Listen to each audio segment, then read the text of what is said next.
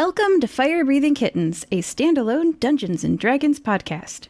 Every episode is a separate, complete adventure, so you can listen to them in any order.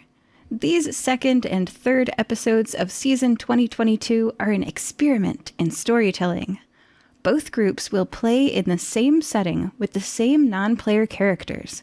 The outcome of what happens, though, is entirely up to them. I enjoy these parallel episodes because it's interesting how different they become. Players, the fate of the NPCs is in your hands. We are joined today by Stella Argentine.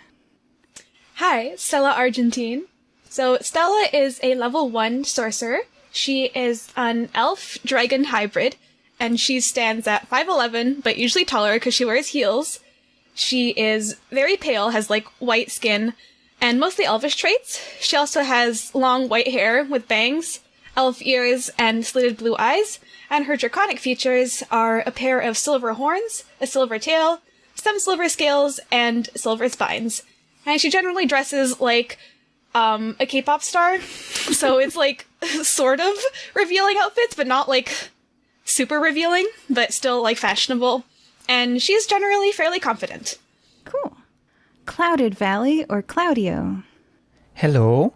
Nice to meet you. If you haven't seen me yet, I have beautiful green eyes. I stand at about 6 feet and 5 inches tall. My fur is nice and orange with beautiful brown stripes, and I like to dress very comfortably in, just shorts and a nice t-shirt. And I am a level 1 ranger. Yeah. And your fur, are you not human? No, I am sorry. I thought you saw me. No, I am tabaxi. Thank you very much for asking. Okay. And Jenny! Everybody loves Jenny. Jenny is a Loxa-dragon, which is half Dr. Crud and half dragon. She stands at 10 feet tall, about 1,200 pounds. She's also only 6 months old.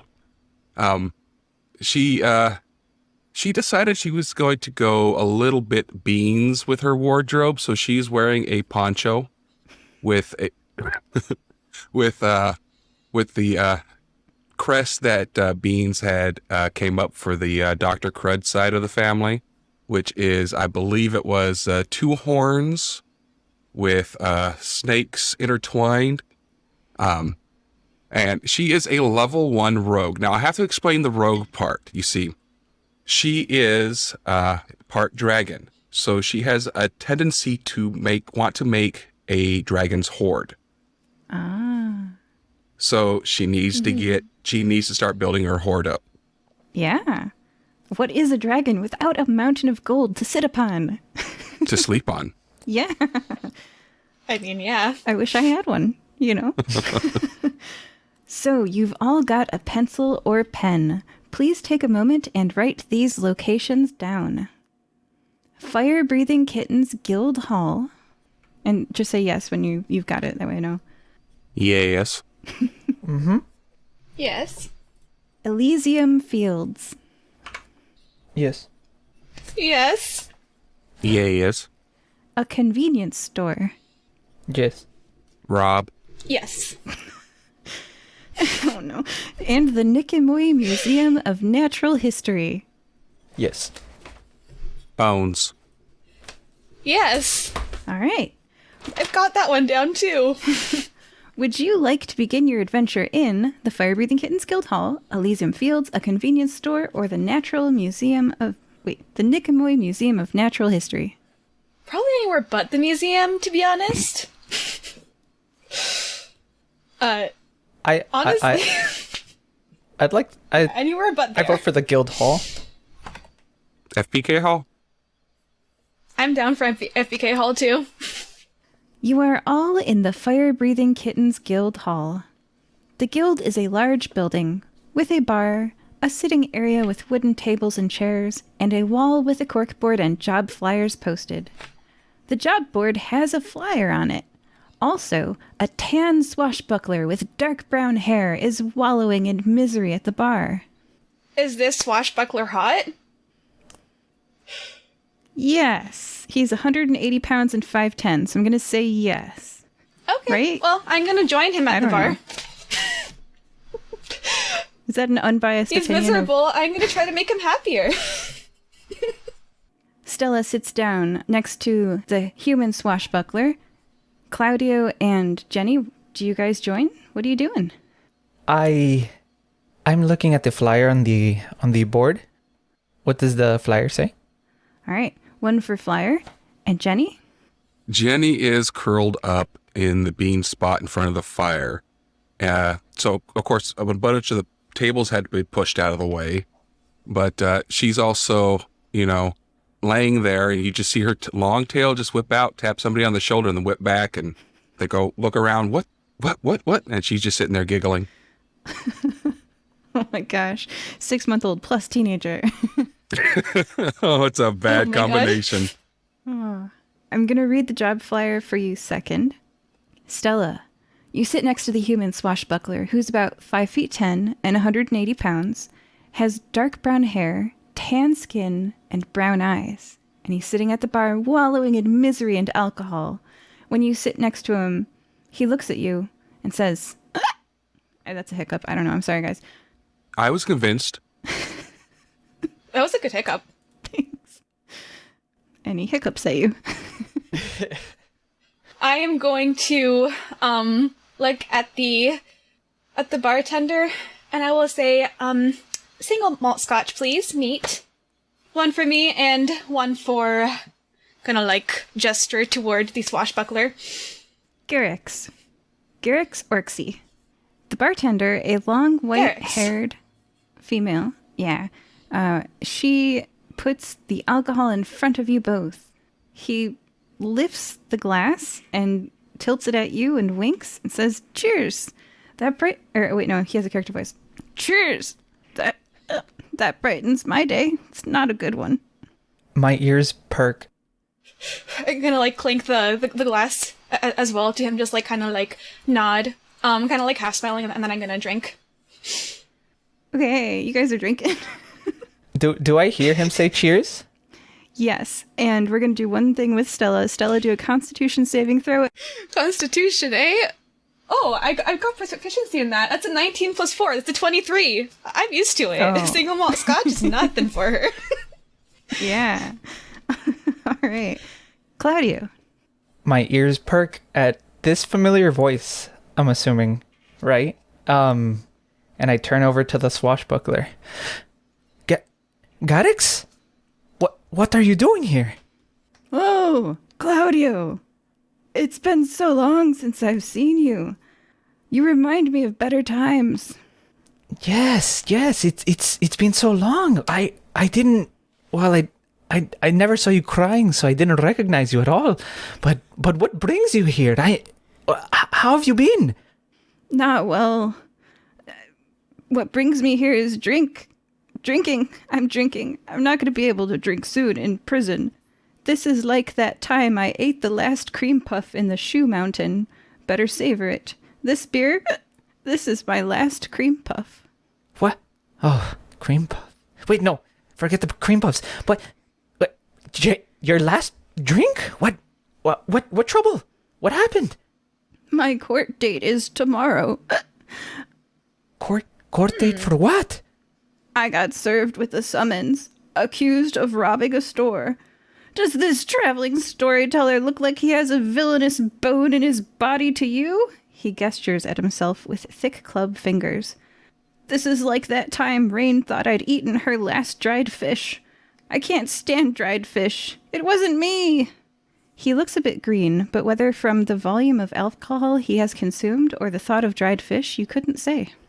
So, what you're saying is, you've been framed? I've been framed.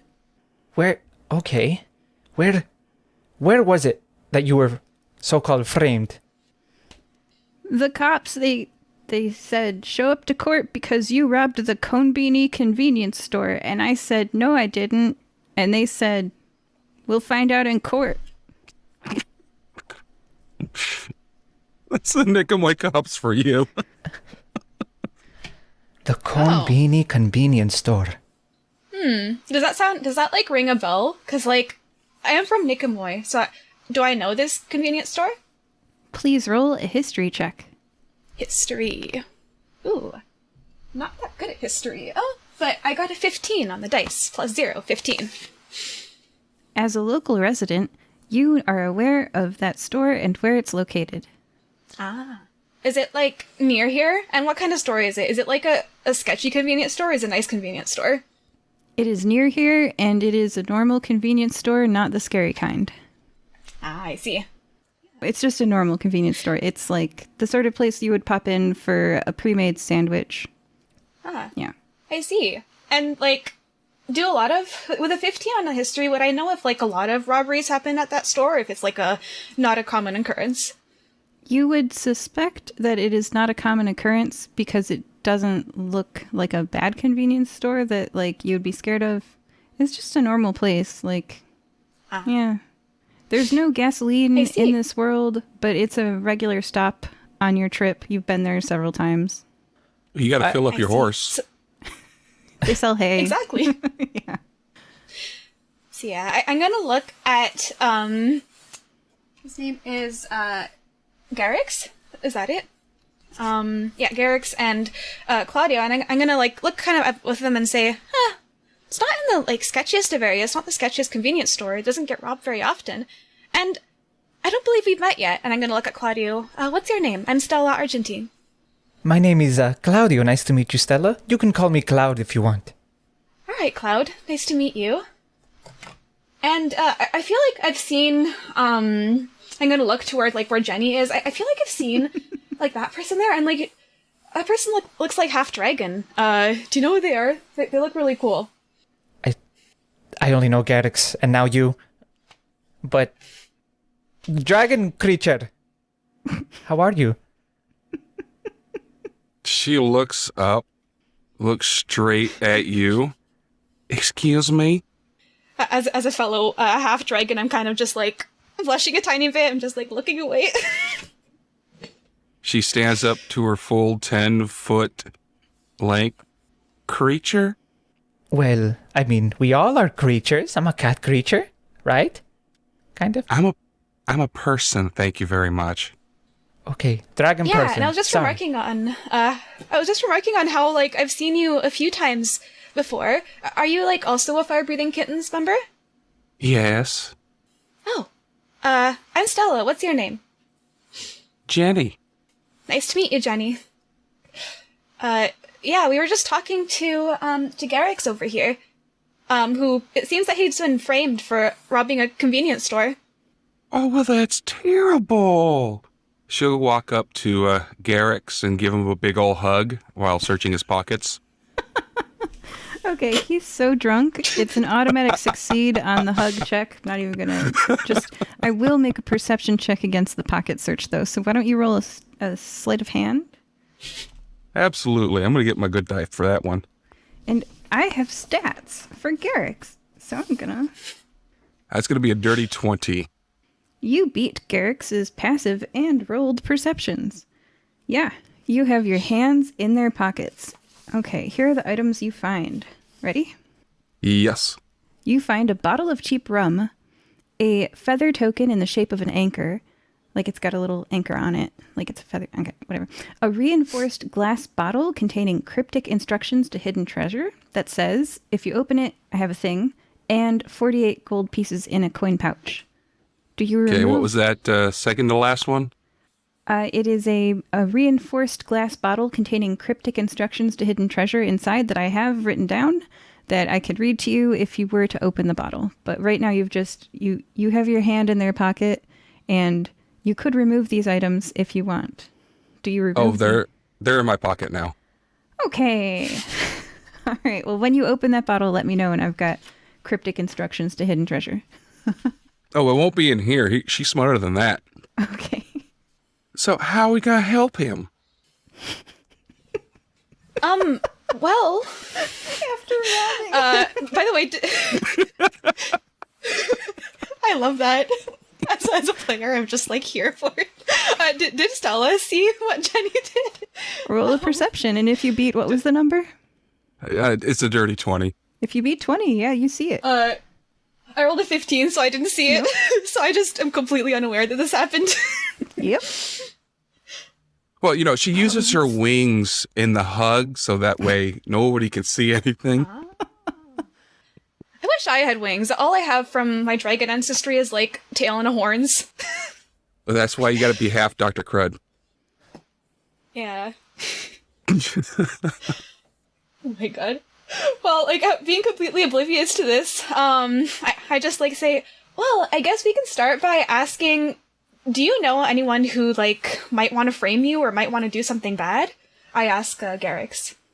As a traveling storyteller, I don't form many permanent connections. People just kind of applaud me for my stories, and then I move on.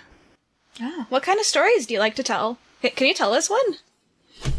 Oh, yes, Here, please. I'll buy another drink if you tell us a story. Oh, he's the best Once was storyteller a pineapple ever. under the sea. I'm gonna get copyright struck if I continue.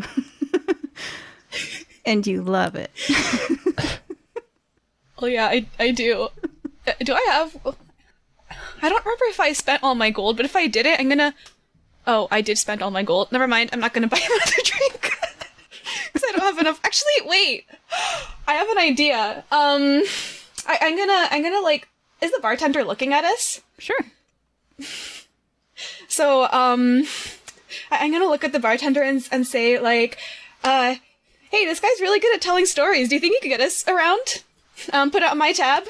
I'm gonna attempt to persuade the bartender to give us free drinks. I'm gonna bat my white eyelashes. Do you know much about clubs, like pay to be member clubs? Like the Eagles or the Yeah. Elks or the... You are a member of the Fire Breathing Kittens Guild. You have the tattoo. So you do have a tab. Like, it's not... You don't have to roll persuasion. Like, this is... At the end of the month, they're going to ask you for more money. So... You just do it successfully. That's fine. It's not the end of... It's not the end of the month yet, so we're good. So I ask for another round of drinks for us, whoever wants them, and if whoever doesn't, I just give my drink either to Garrix or drink it myself. All right. The round is delivered. Oh, I'll So- just have a milk. And a glass of milk. So, Garrix, tell me, what were you doing there the other day?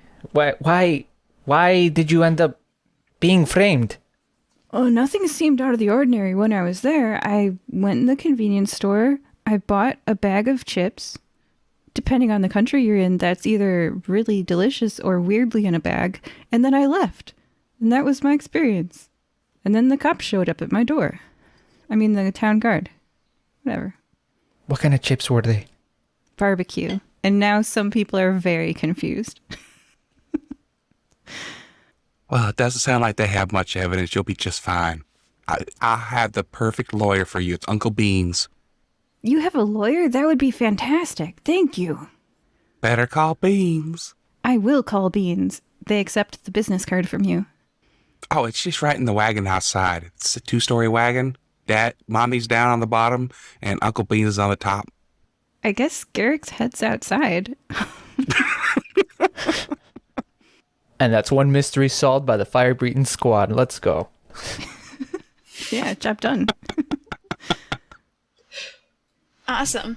So, Uh, I saw these flyer here, yeah, now that we've solved the Garrix situation. I haven't read it yet, sorry. Let me put on my reading glasses. Put on some reading glasses, start reading it. You read? I heard a scary dragon had taken up residence at 31157 Tregony Lane in Elysian Fields. He must have eaten the homeowner. Slay the dragon and save our suburb. Signed, Layla Abildgard, concerned Elysian Field resident. Addendum from Fire-Breathing Kittens guild leader Nulasag, who wrote the flyer, says, 300 gold has been prepaid to the guild to be released upon Layla's message that they're happy with the situation. I relayed the information. wait a second, Does this address seem familiar to me? Because I know Elysian Fields pretty well. Yeah, you don't have to do a history check for your home address. I just like raise my eyebrows at Cloud, and I'm just like, that's where I live. That's my home address. And I'm just like, we have to slay you? I'm not a dragon. And how did they get that? Okay, we're gonna have to go somewhere a bit more private, alright? Because this is not, like, information that everyone has to know. So, do you guys know anywhere that we could go to where there might not be any listeners around? We can go get a bed in Mommy's hospital. That would actually be really good. Do I have to pretend like I'm sick or something? No. I have free reign. It's Mom. Ah, perfect. Yeah, because it's your mom. Alright, that sounds like a good place to go. Oh, look what I just found on the ground. It's a treasure map. Whoa. You just found treasure maps on the ground? That's awesome. Are you smashing open the bottle? Because it is a sealed bottle. Yep, sure. Where earth splits and ashes fall, smoke rises over the sea, falling on islands 3. Follow blood signs on shark's tooth, and rich ye be. Anybody know what the heck that's all about? Can you read it again for me, please? Sure, here we go, in somebody else's voice. Do you want me to send it in the chat? No, Yeah, I'll just that read works. it again. I'll just read it again. Could be helpful. I don't know. Where earth splits and ashes fall, smoke rises over the sea, falling on islands 3, follow blood signs on shark's tooth, and rich ye be. And that's just me Easter egging a future adventure. It's not for today, but yeah. Sounds like... Oh, that sounds really cool. You know what, guys? This just sounds like foreshadowing. I'm just going to pocket this. I mean, look at the time of day already. I mean, I don't think we have time for such a big adventure. You know, we've already got one down. It sounds like volcanoes and blood pirates and island hopping and foreshadowing. So let's just... she got a big secret. Let's go find a bed in Mom's place. Yeah, like, I'd be super down to go treasure hunting, but, like, after something bad could possibly happen. We need to figure out what's going on in your house. Yeah, whether we have to kill you or not. People over here, you know. You know, like, it would be really nice if you didn't, but, like, hey, I mean, if you feel like that's what you have to do, I'm not going to make it easy, but, hey, how about I just tell you what's going on? Yes. So, where is this wagon that you're talking about? Oh, it's right outside. Mom's, free clinic? Yeah, let's do it. So I'm gonna, like, get up off the bar stool and start heading out. I'll follow along. You open the door and it's there. And you open another door, we go inside, now we're in a private area. Alright, so now being in this private area, I will say, so, yeah, there is a dragon there, but that dragon, and this is not, like, really public knowledge, because, yeah, we wouldn't want everyone knowing about this, because then they might get scared. That dragon's my mom. You see, I'm half dragon. I don't know who my dad is, but my mom's a silver dragon. That's why I'm, like, half dragon, and I have some dragon powers. I have a twin brother who's, like, also half dragon, but he has different features than I do.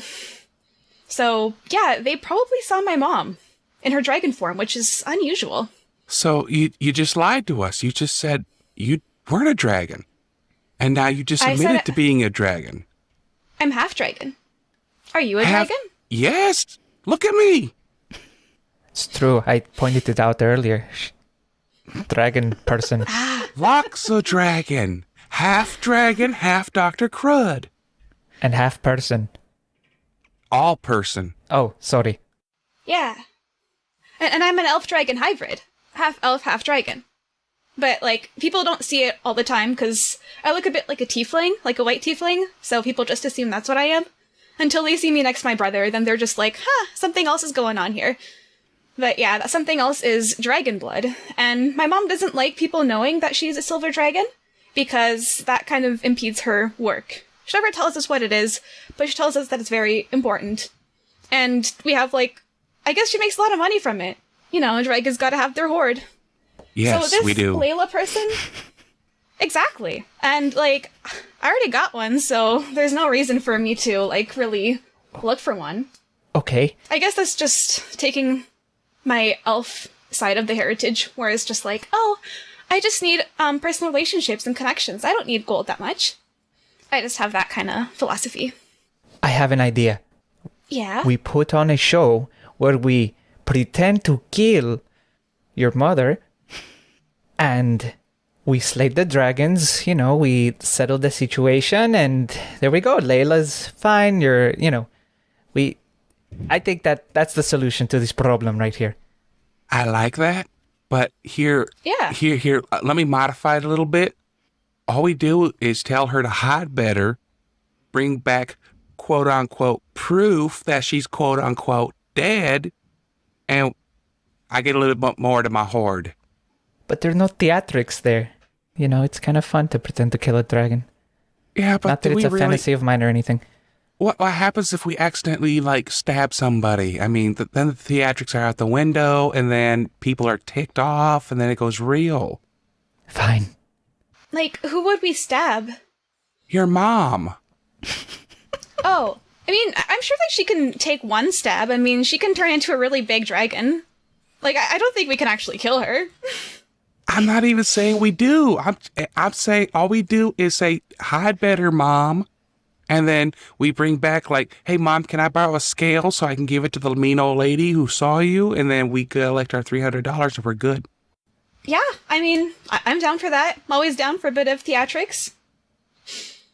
I mean, unless Cloudio really wants to stab her, I mean, that's between him and her. No. I already have enough problems with the dragon community. Yeah, for your own sake, I wouldn't recommend it. Well, let's go talk to your mama. Yeah, good idea. And yeah, I wouldn't recommend stabbing her. She might not take it that well. At least get her consent first. I wouldn't want things to end badly for you. Because, yeah, you might win in a fight between you and me, but I don't think you're gonna win in a fight between you and her. So yeah, let's just go there, see what's going on, and tell her too. I like your idea, Jenny, with telling her just to hide better. Even though performance could be fun. And remember, there's 3 dragons here and 1 kitty cat. Don't stab dragons. I wasn't going to stab anyone. I just wanted to put on a show. Let's go see your mama. All right. Yeah, good idea. I'll take you to my place, and hopefully she's going to be there. Sometimes she's away. A lot of the times that she's away. Do you want us to talk to Layla just to make sure that my mom is the dragon that she saw? Because I do have a baby sister who's also a dragon, so maybe she saw my baby sister. She's half red dragon and half silver. Only if I get a knock and be the first thing she sees. Sure. Yeah, I'm down for that. She hates dragons. Let her see a dragon. Let's do it. So, yeah, I'm gonna ask Cloud, was there an address or anything on that flyer? Or was it just a name? There was an address. Your address. 3115 Dragony address. Lane. Oh. Somewhere we can find, Layla. No. Alright. So, I guess we can just go to Elysian Fields and ask around, see if anyone's seen Layla, and then we can find her. And then hopefully clarify everything up. Well, there was an advance payment and the flyer got written, so maybe we can talk to the guild leader to see if he knows who Layla is or where they live. Yeah, let's do that. Nulasag is pretty nice. And after a quick detour to Nulisag's office, which is on the 2nd floor, and you guys speak to the 2-foot-tall dwarf who speaks in a very high-pitched voice, he tells you that the prepaid flyers, he doesn't take an address down all the time, he just takes the money. So, no, I didn't take down the address for Layla. I will say that he's a guy, though. He's a white human male. Really full of himself. I took his gold. He tried to charge $200 for the job, and I talked him up to $3 because he was a real butt. Good job, Nulasag. Big ol' hug for you. Yeah. And she hugs him. She does not rob him. Aw, good. I'm gonna join in the hug. With the Guild of Adventurers, I think Nulisag doesn't keep money in his pocket. Well, it doesn't matter. She wouldn't try to rob Nulasag. Yeah, Good. All right. So there's that scene. So you did that scene. I'm not skipping it. I'm just saying. Yep. All right. And I'm gonna ask. So, do you know where to find this Layla person? And that He was the just said scene no. we just did. Oh. Yep. Okay. Take us home. Stella, go home. Okay. I'm going to just like follow me. I'm gonna take you guys to my place, and then I'm going to go to my place. What do I see? You are standing on an unpaved road, riddled with muddy potholes and grooves left by cartwheels. Around you are tiny forests, little wooded areas to break the sightlines between huge mansions and their well-manicured grounds. This is Elysian Fields. Like trick-or-treating in a rich suburb, it's inconveniently far to walk between these fancy houses. You guys are making your way, passing branches in the roads. Do you go down the road left or right or approach the nearest house to take your friends to your house? Well, I'm going to go to the nearest house. I assume if it's my place. Oh no, you're just like, how do I phrase this?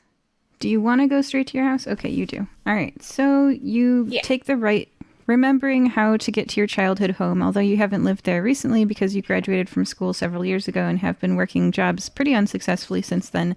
You turn right. Okay. You approach 31157 Tregney Lane. Now this is a mansion. The 3-story building is painted white with a silvery blue roof. The front yard has been paved with a white peach-colored brick, making room here and there for small ornamental topiaries, and in the middle, a bright teal curvy-edged swimming pool. The wide mansion, which just keeps on going and going, has, in the middle of it, in the paved front patio, a cute round gazebo, roofed with the same silvery blue tile as the mansion. Your mom has a hoard. Holy crap. Oh yeah, she does. This is where I grew up. And, I haven't lived here for a while because I graduated from school recently. But, yeah, this place hasn't changed much. And then I'm just going to, like, skip on over. I'm gonna look around, see if, like, I see anything suspicious. But I'm gonna wave to everyone that I know who's, like, on the grounds. I'm gonna say, oh, hi. Hi, Joe, the, landscaper. Hi. I'm just going to, like, wave to everyone. Do a perception check. Oh, right. That is 13. There is nobody outside, which you find unusual. Oh. Usually at least our landscaper's outside. That's rather strange. Well, let's just keep on going. And I'm gonna continue until I get to the front, like, the front doors. Got it. Are the two of you continuing with Stella? Oh, Jenny's skipping right alongside her. Yeah, Cloud's just walking. Just taking everything in. Spoil sport. My tail just flicks. The sky darkens. You're standing in a round shadow. The shadow is getting larger and larger and larger diameter. I look up. Okay, we've got one reaction. Reaction from you two. Is it going to rain? I hope it's not going to rain. Well, I'm wearing my poncho, so I'm ready for a rain. Oh, what, like, action? You have one action that you can take. Yeah, what do you do? Your reaction. The light peach-colored bricks around you darken as if in a shadow. You're standing in a round shadow, and the diameter of that shadow is getting larger and larger. So Stella's going to look up. I'm going to stand away from the shadow. I'm going to stop walking. I'm assuming we're walking towards it, right? It's kind of centered on you, and it is a circle around you of a shadow that is getting larger and larger. So you stop walking. Okay. All right. And then stopped. Jenny? Hides. Jenny bolts for the pool and tries to dive in. I don't know. What are you doing? Hiding? I try to make myself a tree. Oh, okay. You become one with the topiary. So we've got Jenny running. Cloud stopped walking. And Stella looked up. Okay. So here's what's going to happen. Jenny, you do not have to make a dexterity saving throw. Cloud. Yay! You do have to make a dexterity saving throw. And because you looked up Stella gets advantage on her dexterity saving throw. All right. Oh, okay. 19. I rolled a 16. Okay. Boom! A glacier slams into the ground where you were standing, exploding into snowflakes, hurting you a little bit. You take 5 damage. Both of you. Not Jenny. You're one with the topiary. An elf woman with pale skin, black hair, and blue eyes shouts, I've had it up to here with you sunblades. I've had it up to here with you sunblades trespassing on my territory to proselytize at me. Go back to where you came from and get off my lawn. Oh, Mom, people. it's me. Stella? Yeah, you didn't recognize me? I'm here with my guildmates. Your Emperor, I recently joined the Fire-Breathing Kittens. What was that for? Oh, I did not see. I've been having so many sunblades recently. Ugh. But you're here. That was quick. You got fired again so soon? Your room is just how you left it. Go on. She gestures towards the house. Here, why don't you come inside with us? If you've been having problems with sunblades, maybe it's best if they don't see you here, outside. Who knows what they might do. Here, come inside. Come with us. She goes inside the house with you and Cloud, and you're both injured for 5 damage. Now, Jenny, you're at a topiary. Mm-hmm. What do you do? Her first thought is to remain as a tree. But then she continues to think about it and goes, some of that hoard could be mine. So she goes inside. The 3 of you and Lady Zamfira Argentine sit down in a very fancy living room. Oh, Jenny, there you are. I didn't see you. That's because I was a tree, honey. Nice. I wish I could just turn into a tree. So, Mom, what kind of troubles with sunblades have you been having? Tell us more about that. I don't remember any sunblades being near here. Recently, they've been coming and sneaking onto my property. I don't know why. I assume to try to convert me to their religion. Huh? Well, everyone knows that we worship Bahamut. We're dragons. Oh, they don't know I'm a dragon. I mostly appear as an elf, except for when I sunbathe. Oh, right. You sunbathe. I almost forgot about that. Yeah, I remember the first time I saw my mom sunbathing. That was, really scary. Because I just see suddenly this dragon just lying around. Yeah, I was, I don't know, 5 or 10. So I think I know what's going on here. You see, Layla saw you sunbathing. So she put out a hit on you. So that's why all these sunblades are coming by. That's actually why we're here. Who? Oh, is this guy named Layla? Yeah, probably one of your neighbors. White male, rich, maybe rich. I know that's probably 90% of your neighbors, but come on. Ugh. Neighbors. I've never met him. This neighborhood is full of uppity idiots, though. Always playing tennis, smoking in cigar lounges, visiting museums. Ugh, they think they have class. Well, I tell you, we can get rid of this all real simple and quick and easy. All we gotta do is you hide better, we fake your death, and everybody thinks the dragon's gone, the mean old bad dragon. Why do I not have the right to sunbathe in my own home? Show me to this Layla and I will kill him. Or trick him into leaving. Oh, that might not be the best idea, if people hear that someone put out a hit on, a dragon, and then they hear that he died, they might get even more suspicious. So, are you sure that it was you and not Ruby? Where's Ruby? How is she doing? It's been a while since I saw her. She's great. She and your brother are with your grandparents. I can only do one NPC at a time. Wonderful. Hopefully, I haven't heard her say her first word yet, so hopefully that'll be soon. But, yeah. So, where exactly do you sunbathe? Maybe you could just make the walls higher so people don't see you. I want to interject. And Cloudio just kind of... I also came up with an idea. Have you ever wanted to be a part of an act, a play, or anything like that? A play for who? This is my property. No, that's it. We can put on a grand production. the slaying of the dragon. And people will, it'll be a big act where they think that you died, and then you can go on living your property. I don't know. It was an idea that I had earlier, but we can save it for later. I want to put up a production at some point. He just wants to stab you. Do a persuasion check.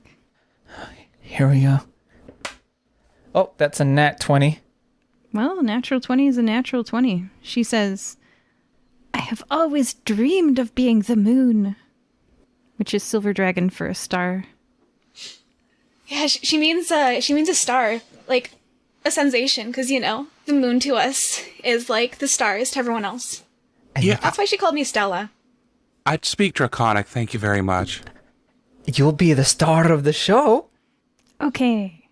Yeah, you'll be the moon, and we'll be the ones who we'll just be the supporting actors, the villains who kill the beautiful, majestic dragon. It's and a tragedy. We gotta make sure that this Lila watches. Yeah, I mean, kinda is. We'd be committing crimes against our own people. I look at Jenny. Oh, I'm the director. All right. Okay. So yeah, I guess we gotta publicize it somehow. We gotta put it out there that the fire-breathing kittens are gonna step up and accept the challenge and slay a dragon, and everyone who wants to watch a dragon being slayed should come to this house. Oh, that's easy. We just put out flyers, honey. All right, let's do that. I consider myself to be pretty savvy with the social media, the flyer stuff. So how about we all draft some flyers and put them out there across Elysian Fields and some of Niqamui too. The more audience we have, the better. What does your flyer say? And how are you making your flyers? And then please roll a skill check of some kind that you think corresponds to this to see how good you succeed at it. Performance? Sure. All right, so do I do the check first? Or Yeah. say what it's on it first? All right, and is anyone going to help me design the flyers or figure out what to say? Oh, I thought we were all doing our own flyers. Oh. Sure. Yeah, we can do our own flyers and pick out the best. Oh, sorry. We can do our flyers and pick out the best one. Or we could just put them all out. Yeah. Would that count as a help action? Doing multiple flyers and selecting and, putting them all out? That is the opposite of the help action. That is 3 individual rolls. Oh. Oh, okay. It just means you got 3 different rolls. Okay, so everybody take turns describing how you are making these flyers, where you are putting them, and the number and skill that you're using. Here, how about I start? So I'm going to kind of do a little drawing of a very scary, very stylized silver dragon with all the features with the angry eyes, and scary looking, breathing ice on it. And I'm going to say scary ice dragon spotted in Elysian Fields in this address, and due to this tip by Layla, and I'm gonna put the last name as well because I forgot the last name. Layla, last name. Fire-breathing kittens will be slaying this dragon. Come here at and I'm gonna look to the rest of the group and say, what time should we say? Should we say 5 p.m. tomorrow or 6 p.m. tomorrow? We want the sun to be behind it, illuminating it, making a silhouette thingy. Well, you always do a duel at high noon. High noon? Okay, so you want to do a duel style? Alright, high noon tomorrow then. So I'm gonna write down high noon tomorrow. And I'm gonna roll performance. I really wish I had the advantage here, because I rolled an 8 plus 5 is 13. So Okay. 13 for me. 13 times 3, so let's say 39 people show up because of your flyers. You guys? Jenny's is she takes out a piece of paper and a crayon and draws what she thinks is a dragon, and then a stick figure of a person with a sword, and then the address on the bottom. All right, anything else on there? Oh no, that's it. Okay. What's your roll? It's going to be a 2. Okay. That's accurate. 0 people show up at the correct time, but people continue to show up once a day or so for the next month.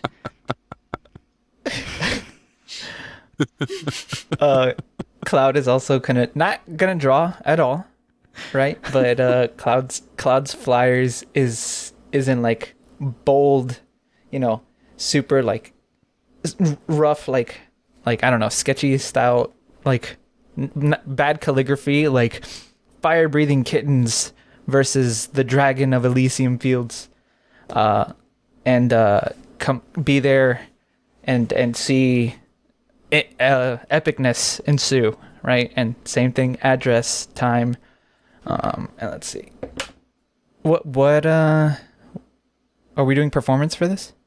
You can pick your I skill. guess the skill if you're choosing. Yeah. It's a 12 In performance, yeah. 36 people show up because of Cloudio. That means that you have 36 plus 39 is 75 people. It is the next day at high noon. What are you doing? All right, so Miss Director, what is your call? I'm gonna look at Jenny. Jenny takes a look around. She's looking at the scenery. She puts her fingers up into like a box, just looking around. All right, I think your mom should be right there because that's where the sun's beating down the most. And just going to light her up so beautifully. And then I'm going to have the two of you come in. Oh, what are your weapons? Y'all never told me anything about that. I point at the bow on my back. Oh, beautiful. Perfect. I love it. What about you, Stella? I can breathe ice once a day, and I can do magic. I don't have any weapons. I can mostly, like, make people go to sleep, make an ice shield, and I can, like, cast ice at people and make their minds go weird. But I think, like, one thing I'll be using for sure is gonna be the spell that I have called Minor Illusion, and I'll be adding effects, S-effects. Okay, so you're the effects person, and we need coffee. So go get us some coffee while I work with Cloudio, please, and your mom. Where's your mom? Your mom needs to be here. I need my star. I'm going to, like, I'm gonna call for a servant to bring coffee, because that's not what I do. That's what a servant does. And I'm also gonna call for another servant to say, hey, like, okay, please get Zamfira. She needs to be here. Also, please don't say anything about what we're doing here. And I'm going to prestidigitation a gold piece, and I'm going to give it to the servant. Nice. That's so- like $10. Which will disappear, right? Like Yes. in 10 minutes. It'll disappear after a minute. But hey, I'm going to act like it's real money, so. So not special, Yeah. just mean. The servant pockets the coin, adding it to their gold pouch as if it would stay there, and does what you ask. Zamfira arrives. Are you Make ready me for a your Star. Yeah, good. big debut? I will make you a star. So here's what we got. We're going to have this big old fight.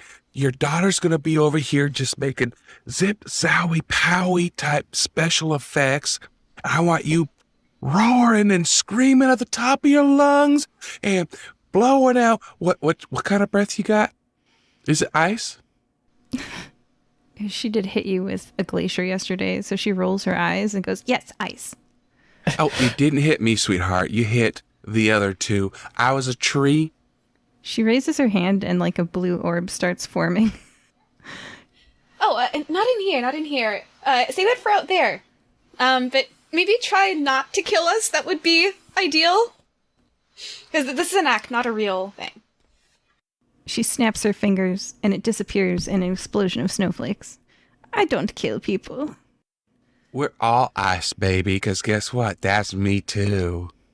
Anyway, so I just want you to start making a ruckus. Start making a ruckus, shooting icicles up into the sky. Maybe, and Claudio's going to be standing about 100 feet away from you. You just throw icicles at his feet. Don't hit him, because you hit him, you're going to kill him. Come on, you're awesome. And he's not. So you just shoot it right. Oh, huh? Right. It's nothing personal, Cloudio, but you're not a dragon. Hey, he's awesome in his own way. I just softly purr. He's comforting himself. And then after about 10 minutes of you just making this big old ruckus, Claudio's just going to pull back a bow and arrow. And Cloudio, I'm going to give you a dummy arrow. And then you just shoot. And it's going to aim right into your heart. And you're going to go, ow, you shot me. And you're going to do a dramatic 10-minute death. You could hit me with a normal arrow. Oh, baby, I don't want to scuff up those scales. They are beautiful. Okay. It is high noon. Where are each of you? I'm actually going to be hiding because I don't really want people to see me because there are people in Elysian Fields who know me because I used to live there. So, yeah, I'm going to be somewhat hidden from the public eye and mostly just like casting range stuff. Jenny is going to be right in front of the crowd, just getting ready to make subtle hand movements to cue each person to go and to do the different things. And she's going to set Cloudio up about 100 feet away from where Mommy Dearest is going to jump in. And Claudio's just like in a corner, just hyping himself up. Like, you've got this. This is your idea finally pulled through. We're going to do it. It's going to be fantastic. It's going to be such a grand production. Oh, so great. I'm going to hype him up as well. I'm going to say, oh my god, you are the best archer that ever lived, and you are going to slay a dragon with a single arrow. It's going to be so beautiful. There's going to be blood. There's going to be ice. It's going to be awesome. And I'm going to... She got so excited, she fainted. Stella? Stella, are you okay? Oh, welcome back. Yay! I accidentally, I panicked and it stopped recording. Well, I mean, you already missed it. Your mom's dead. No. It's recording now. Still. Quick sound editor alignment. Jenny. I'm feeling the whiskey now. Cloudio. I'm not feeling the whiskey now. Stella. I'm about to kill my mom. Jenny. And I'm helping. Claudio. It was my idea. Stella. This is gonna be the best performance ever, hopefully. And not a mob murder event. All right. When we left off, the crowd was gathering on the light pink colored cobblestones that make up the wide driveway with occasional, because, there's not cars, so driveways are mostly just for carriages, with occasional topiaries growing out of it in the middle. And about, how many people? 75 people? I think that's what you said. Yeah, 75 people have gathered there to observe this event. It is high noon. The people are a mixture of Elysian Field residents, and since you posted the flyers all around Niqamui, just random people. You'd say it's mostly just random people. Cloud, you are standing, you said, in a corner to hype yourself up. Yeah. You emerge from your corner and step into the boundary between the lawn and the bricks. You stand with your bow and arrow ready. From behind the house, Lady Zamfira Argentine, the silver dragon. You saw her earlier as an elf. Now you see her true form as she leaps into the air and flies around in the sky, roaring, roar, and breathing out ice. Ice hits the ground very close to you, Cloudio. Do a dexterity saving throw. Oh, jeez. Uh-oh. 12. It was never going to hit you. You successfully dodge it, and you look really cool while you do it. You hold your bow and arrow steadily in your hands, aiming towards the sky. How have you made your arrow safer? I made it blunter. So I anti-sharpened it. All right. The dragon flies up high into the sky, right at the sun, so that you can't see her. And then she dives, and she gets closer and closer and closer to you. As she's diving towards you, you raise your bow and make it to hit. All right. Here we go. That's 23. Your arrow flies straight and true, right into her heart. Because it's blunt, she uses a giant silver paw to clutch the arrow and keep it on her chest because it didn't actually go through. And screaming in fake agony, she zips past your head and over the crowd, making death screams into the forest below, crashing into the woods. She's fine. Trees won't hurt her. And she never liked that neighbor's trees, and she told them to take them down over and over, and they didn't listen to her. Now they're down. The crowd erupts into cheers. Everybody make one last performance check. As a group, do give a help action to whoever's got the highest performance, actually. I got a plus Amen. 5. Oh, I have a +4.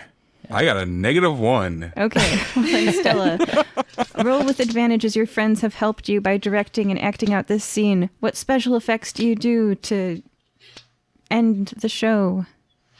I'm gonna make like sparks fly out of his arrow using prestidigitation, and then I'm gonna use minor illusion to create like a blood splatter. Explode. Exactly. I make like the arrow explode in sparks, and then there's like a splatter of blood where it hits, using minor illusion. And for a performance roll of a 22. The entire crowd is convinced that the dragon is dead. Words quickly spreads throughout Niqamui because you guys recruited a whole bunch of people, and the rumor spreads that the dragon that had taken over 31157 Tregony Lane is no more. Ta-da! Ta-ta-ta-ta! You guys each receive 100 gold at the end of this adventure. Not right now, don't try to go shopping. For killing the dragon. Yeah, I'm gonna say, wonderful job, you guys. You guys killed the mean dragon that was terrorizing this place. Now all we gotta do is just clean up, so you guys can all go home. Gonna kind of bow, we killed the dragon, and just kind of give everyone the message that everything's safe now. Nothing more to see here. Show's over, except it's not a show. I'm not gonna say show's over. Make a persuasion check. Persuasion. Oh, God. I got a nat 1 for a 6. A human male steps forward and haughtily says, "Well, if the dragon doesn't own this home now, then who does? I propose that the residents of Elysian Field take a vote on it. Are there any other residents of Elysian Field here?" Layla asks. Yes. I'm gonna step forward and say, this is my house. We killed the dragon that was on my property. And it is my house. What skill check would you like to use to oppose him? Truth. I think persuasion. You did just roll a natural 1 on that, so I'm not going to let you roll it twice in a row. How about you do intimidation, and Jenny's going to help you. All right, sounds She's good. Jenny's going to walk up to him. She's going to walk up to his right side. Her neck's going to go wrap around to his left side and just whisper in his right ear. Freeze, freeze, freeze your butt with my dragon breath. Shatter your shoulder, push you over. Oops, did I do that? Yeah, I'm just gonna stand my ground and say, this is my place, and you are not going to mess with the fire-breathing kittens. You mess with the fire-breathing kittens, you get the fire. Or the cold breath. Yeah. And that's natural 20, so 22 for intimidation, thanks to Jenny's help, and my own just, bossiness. The prideful Layla Abled Guard backs down. He shrinks under the weight of your dragon neck, and then throws you off his shoulder and says, "Fine, as long as the dragon is dead, the suburb is saved." I don't know. And then he, stomps away. Oh, what did she lift off of him while she had him distracted? Yes. Roll a sleight of hand check, and I will roll a luck check. That's another dirty 20.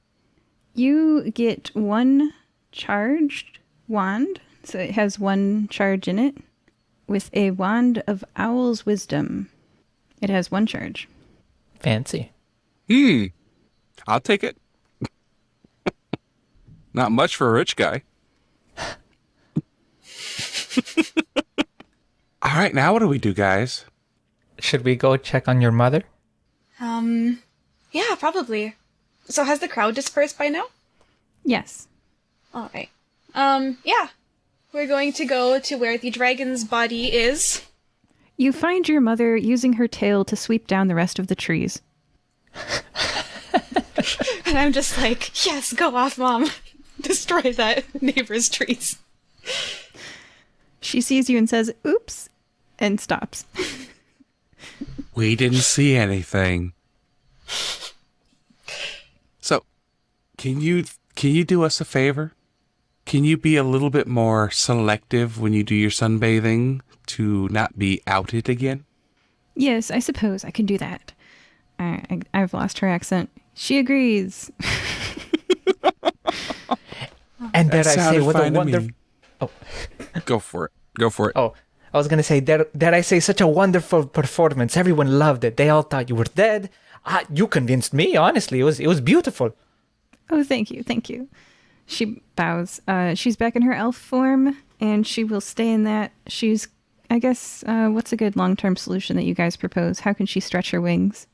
Maybe sunbathe, like, somewhere else. Like, not the Elysian Fields. Yeah. Like, just, go somewhere else and sunbathe, essentially.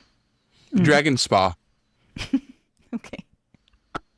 Yeah, let's start a dragon spa. Like, go in the mountains, just like a retreat for dragons to stretch their wings. I love that idea. The FBK Dragon Spa. I'm gonna say to Jenny, yeah, like, your mom has a free clinic, so maybe we can start our dragon spa. Absolutely, I love that idea. And guess what? The Cred family can easily, they're rich. They can spot and your mom's rich too, so we could easily start that. Yeah, it could be the Crud Argentine spa for dragons. I love that idea. Beautiful, beautiful. It's done. I high five Jenny, smiling. She hugs her. Aww. Do I get a share in that? Oh yeah, you bet. I'm gonna high five Cloudio. I'm gonna say, Cloud, you did an awesome job. Like, your arrow, like, it hit true. Like, if she wasn't so, like, strong, and, like, if it wasn't a blunt arrow, it would have just gone right through her heart. That was awesome. Perfect aim. Like, you gotta do some archery competitions, man. Like, people pay for that. They're, like, grand prizes. Thank you. High five, Cloud. So, now that we got time, should we go over and maybe help out, Gurix, your friend, and see if maybe, he's talking to Beans right now, but maybe we can get some evidence for Beans. I mean, we got time. We can go over to the convenience store or treasure hunt. Ooh. I mean, I'm down for either. Like, what time of the day is it? I assume, like, a couple hours have passed since, like, high noon, right? Yeah, it is the next day after you started. And it is 3 p.m. by the time you guys wrap up. I'd like to check on my friend Garrix. I'm sure he got some good information from Beans. Okay.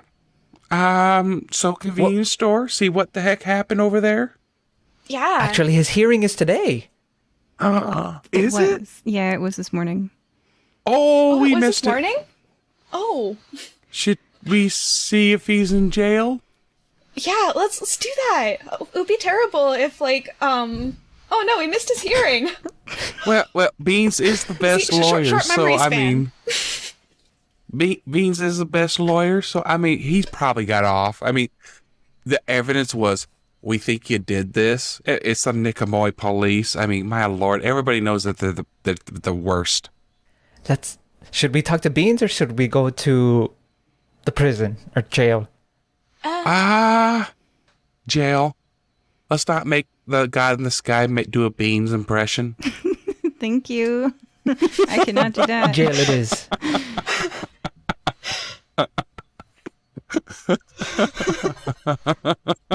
All right, so here's the really fun part about having a game that they're going to play the same plot as you guys. It's okay that your friend is in jail, convicted of armed robbery. Oh, no. Because maybe they'll save him tomorrow. And as you step out of the jail, having talked on like the fantasy equivalent of the telephone through the glass at your friend, you hope that maybe in some parallel reality that'll work out differently. I hope so, you guys. And that is where we're going to end part 1. Decisions have consequences.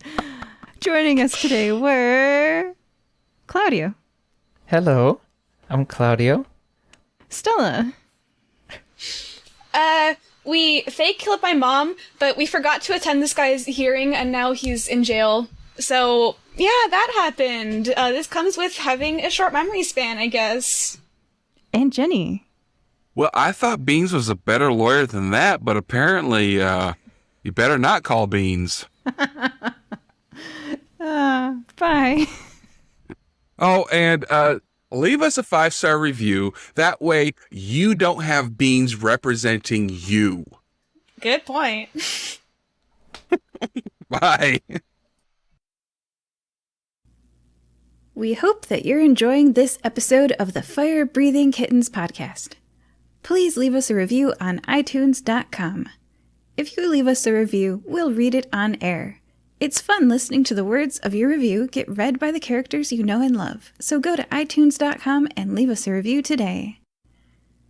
Can you think of someone who might enjoy this podcast? Please share it with them. Is their birthday coming up? A special anniversary? Would you like us to wish them a happy day on your behalf? You can arrange for us to read your shout-out on air at firebreathingkittenspodcast.com through our partnership with the website Buy Me a Coffee. Do you enjoy reading books? You can find paperbacks and ebooks based on our adventures on Amazon.com in the bookstore, Fire Breathing Kittens, that part's all one word, podcast. The authors do a great job of adapting the stories into fun novels. We also have official merchandise on Redbubble.com. Imagine owning a notepad with the Fire Breathing Kitten logo on the front, or a t-shirt with one of your favorite characters. And lastly, I'd like to take a moment to sincerely thank all of you. We don't pay to advertise this show, so the only way we can grow is through the support of listeners like you. Thank you. Welcome back to Fire Breathing Kittens, a 5th edition Dungeons & Dragons podcast. We are joined again by Cloudio. I loved the performance. Hi. Stella. Jenny is the best director ever. And Jenny. My hoard grows. Everybody, please roll a d20 to see who tells us what happened last time. Because listeners, you're allowed 12. to drink or not pay attention. It's okay, we'll make up for it. Hey, I'm allowed to drink too. Yes, you are. I got a 19. 8. You got an 8? Dude, 8 is the actual number that you can't see that I'm holding up to the camera. No. I think your finger's covering it. I believe you. Okay. I see a 20. Sorry. Well, it's the one above the 20. Well, let me verify that. And there's a 19. There's a 17. I can't find the 20. It's a good omen. Oh, yep. Yeah, it is 8's right above it. Yep. It is. Yeah, it Stella's is. holding it. All right. So, because you were an exact match, Cloudio, tell us what happened last time on Fire Breathing Kittens. Well, we heard, we read the flyer of a dragon terrorizing the Elysium area, and we set out to find out what it was. It turns out to be Stella's mother, who was just sunbathing, and someone saw her. So, to trick everyone into thinking that the dragon was slain, we put on a grand production with Stella's mother as being the star of the show. I was a great supporting actor, hit her right in the heart, and everything was settled after that. And we completely forgot my friend Garrix's hearing, and he is now in jail. Better not call Beans. Oh my god. I guess not even a great lawyer can get you out of jail with a few hours' notice for their case. That's true. Well, Beans isn't here to defend himself, so. Wasn't there to defend Garrix either, apparently. No, I'm just kidding. roasting beans section. Oh, yeah, let's make some coffee. Because, roasted beans. Good one. So I gave you guys 4 locations at the beginning of this. I just do want to point out, you can go to those 4 locations. You've been to one of them, and you've been to part of another one of them. I need to add to my horse, so let's go to the convenience store.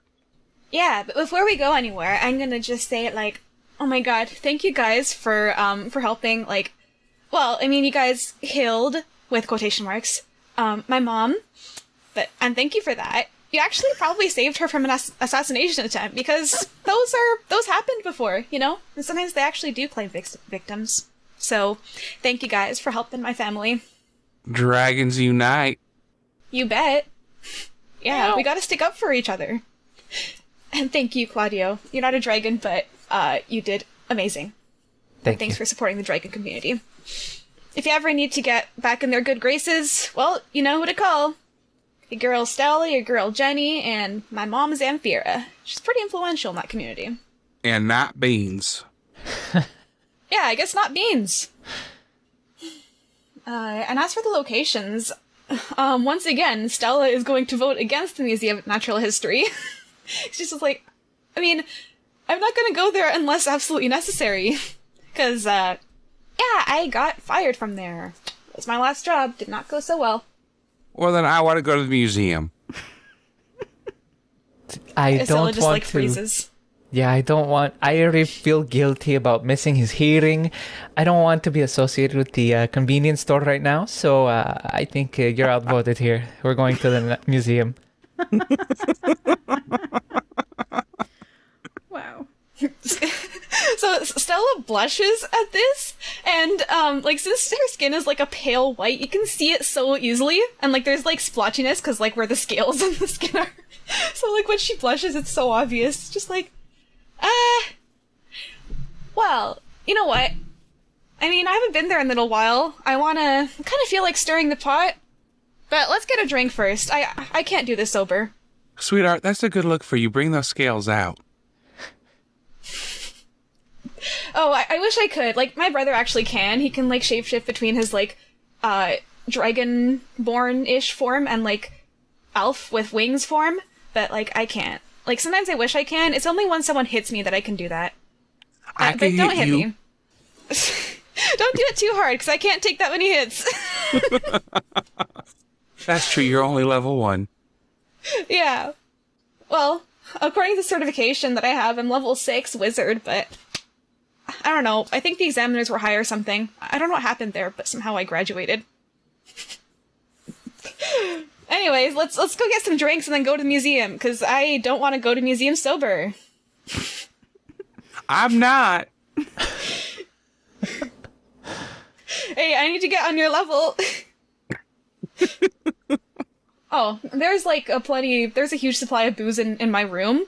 So before we go, I'm gonna just fill my my trendy little backpack up with as much booze as I can carry, and I'll just be drinking along the way. And this is hard liquor. So, yeah. Oh. You want me to roll Constitution saving throws? No, you said you're drinking the hard liquor, so you're drinking the hard liquor. Instead, I would like you to, you know that branched path that you came across before? Yeah? Yeah, I'd like you to roll a dice. A d6, please. And that's the path you're taking to get back to town.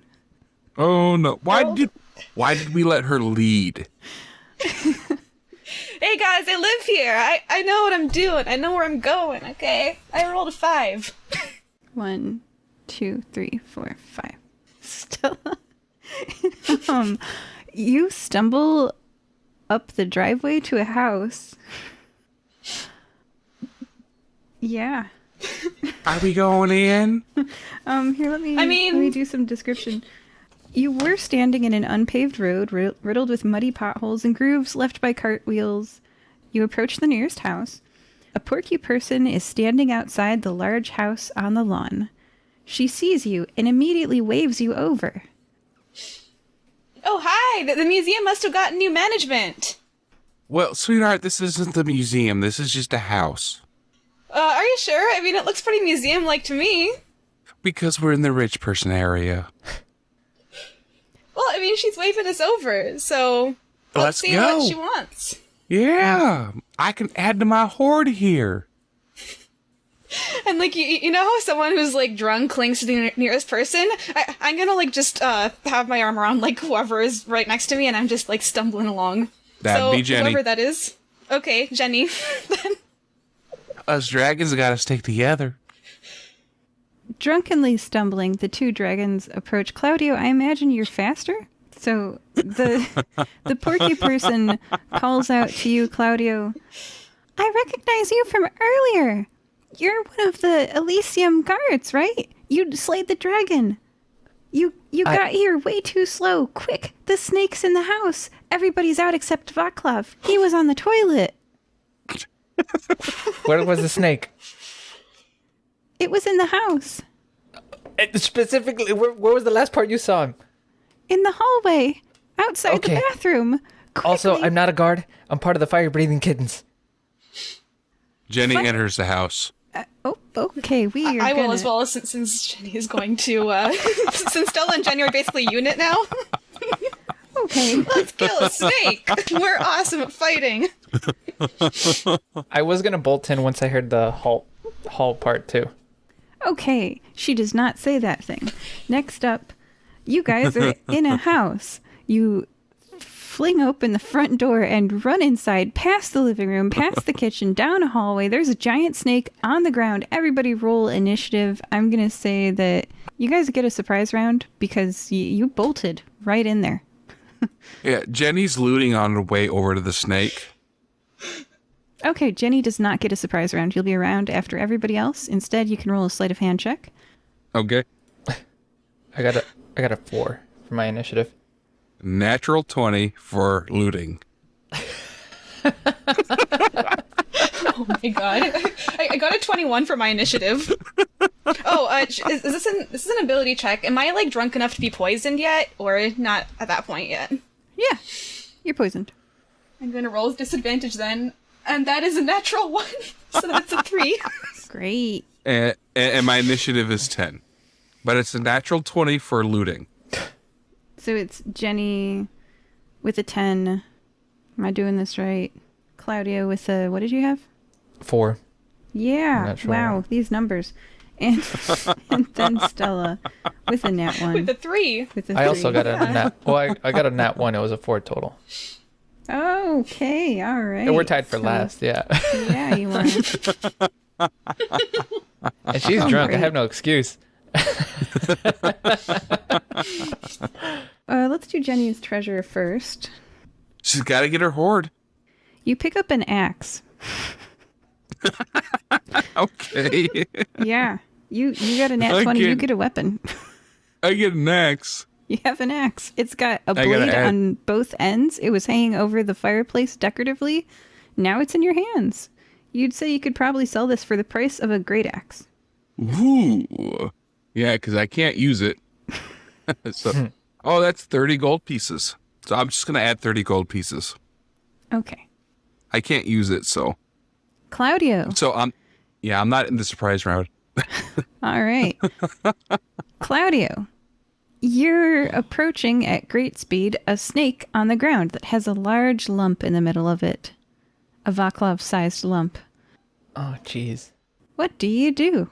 You're, let's say, 40 feet away from the snake on the ground because of the sprinting through the house and the hallway. It's a mansion. Okay. Is the snake like ready to take a nap after having such a big meal, or is it just like, is it still looking for more? It is about to have a nap. It is exiting the house, you think? Okay. I'm gonna try to grapple the snake. Oh no, I'm 40 feet away. I can't grapple from that far, right? No. I don't have stretching arms. Okay. You're not the Stretch Armstrong? No, I'm not. Okay, I'll take a shot at the snake. All right, I'm gonna just roll for a shot at the snake with my short bow. Gotcha. So, 16 to hit. That hits. Awesome. 2 piercing damage. Oh no. You guys are gonna die. You suck! This is not going to end well. Your arrow embeds itself in the snake. it is not in the part with the lump. Okay. Is that Quick the end question. of your turn? Yeah. Yes, but I have a question before I move on. I did take the damage from the ice earlier. Is that healed up by now? Because it's been like a couple of days. That was yesterday. So did you sleep? Yeah. Yeah. Yeah, then your hit dice are back too. You guys slept at the Argentine Manor. You guys got like a beautiful guest room, which is like as big as most houses. Yeah. Stella, it's your turn. Alright, well, only one thing I can really do, and that's just attack. So I'm gonna like detach myself from Jenny upon seeing the snake, and I'm just gonna go like, yeah! And I'm going to throw a ray of frost at them. And I rolled with disadvantage, but still got an 18 to hit. That hits. That is 8 points of damage, and the target has negative 10 feet, minus 10 feet speed until the start of my next turn. So I guess subtract 10 from its speed. Yeah, it's not moving very quickly because it's full of Vaclav. Oh, God. But yeah, that's gonna be my turn. How far away am I from it? 40 feet? 40 feet. 40 feet. 40 feet. I'll move a bit closer. Just a tiny bit closer, because I need to see it properly and not just be slinging rays of frost around everywhere. Okay, how far away are you from it now? Like, I'll just move around, like, I'll just move around, like, 15 feet closer, so I'm 25 feet away from it. Got it. It is now the snake's turn. Whew. It does not have enough movement to reach Stella, which is really good. But it does have enough movement to get 5 feet away from Stella. Or I guess, wait, isn't 5 feet the reach of all of the melee attacks? Yeah, reach 5 feet. Oh, dang. Yeah. Okay, so with 20 feet of movement, it's now 5 feet away from you. And yeah, so yeah. Oh, no. So Cloudio is 20 feet away from it. Stella is 5 feet away from it. And it has a 5 feet reach. Okay, well, Stella. Okay. Which of these things should I do to you? Oh, jeez. I think I'll do this one. Okay, so I'm going to roll to hit. That, I don't know if that hits or not. Does a 16 hit your AC, Stella?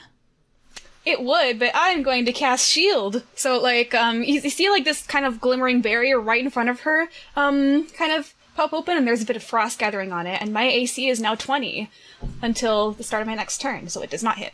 The snake rears back its fangs, and if you've ever seen inside a boa constrictor's mouth, it is gross. They have a lot of teeth. They should not have so many teeth. And it tries to bite you, but its vastly wide open jaw slams into the clear glass of the shield. It's like a flat piece of glass, and the snake's mouth completely opens like flat, like 180-degree angle, where the upper jaw and the lower jaw are flat on the glass. Ew.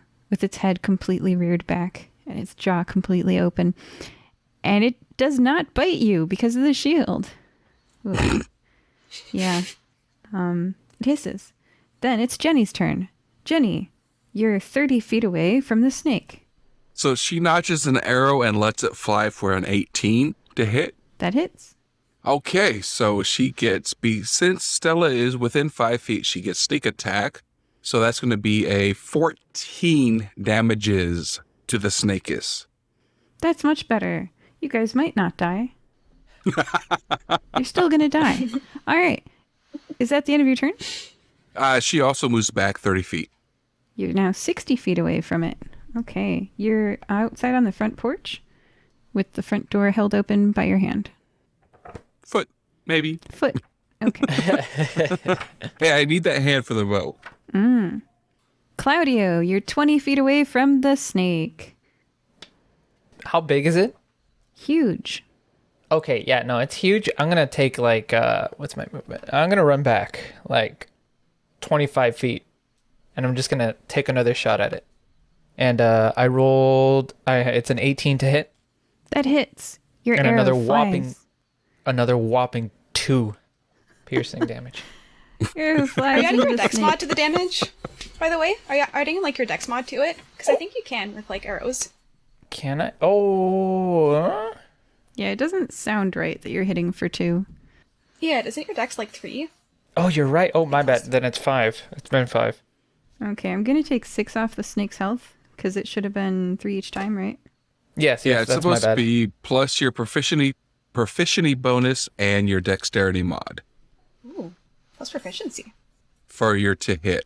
Yeah, it's... I'm But But sorry. I think for damage, it's like plus the dex mod. Yeah. Yeah. Yeah.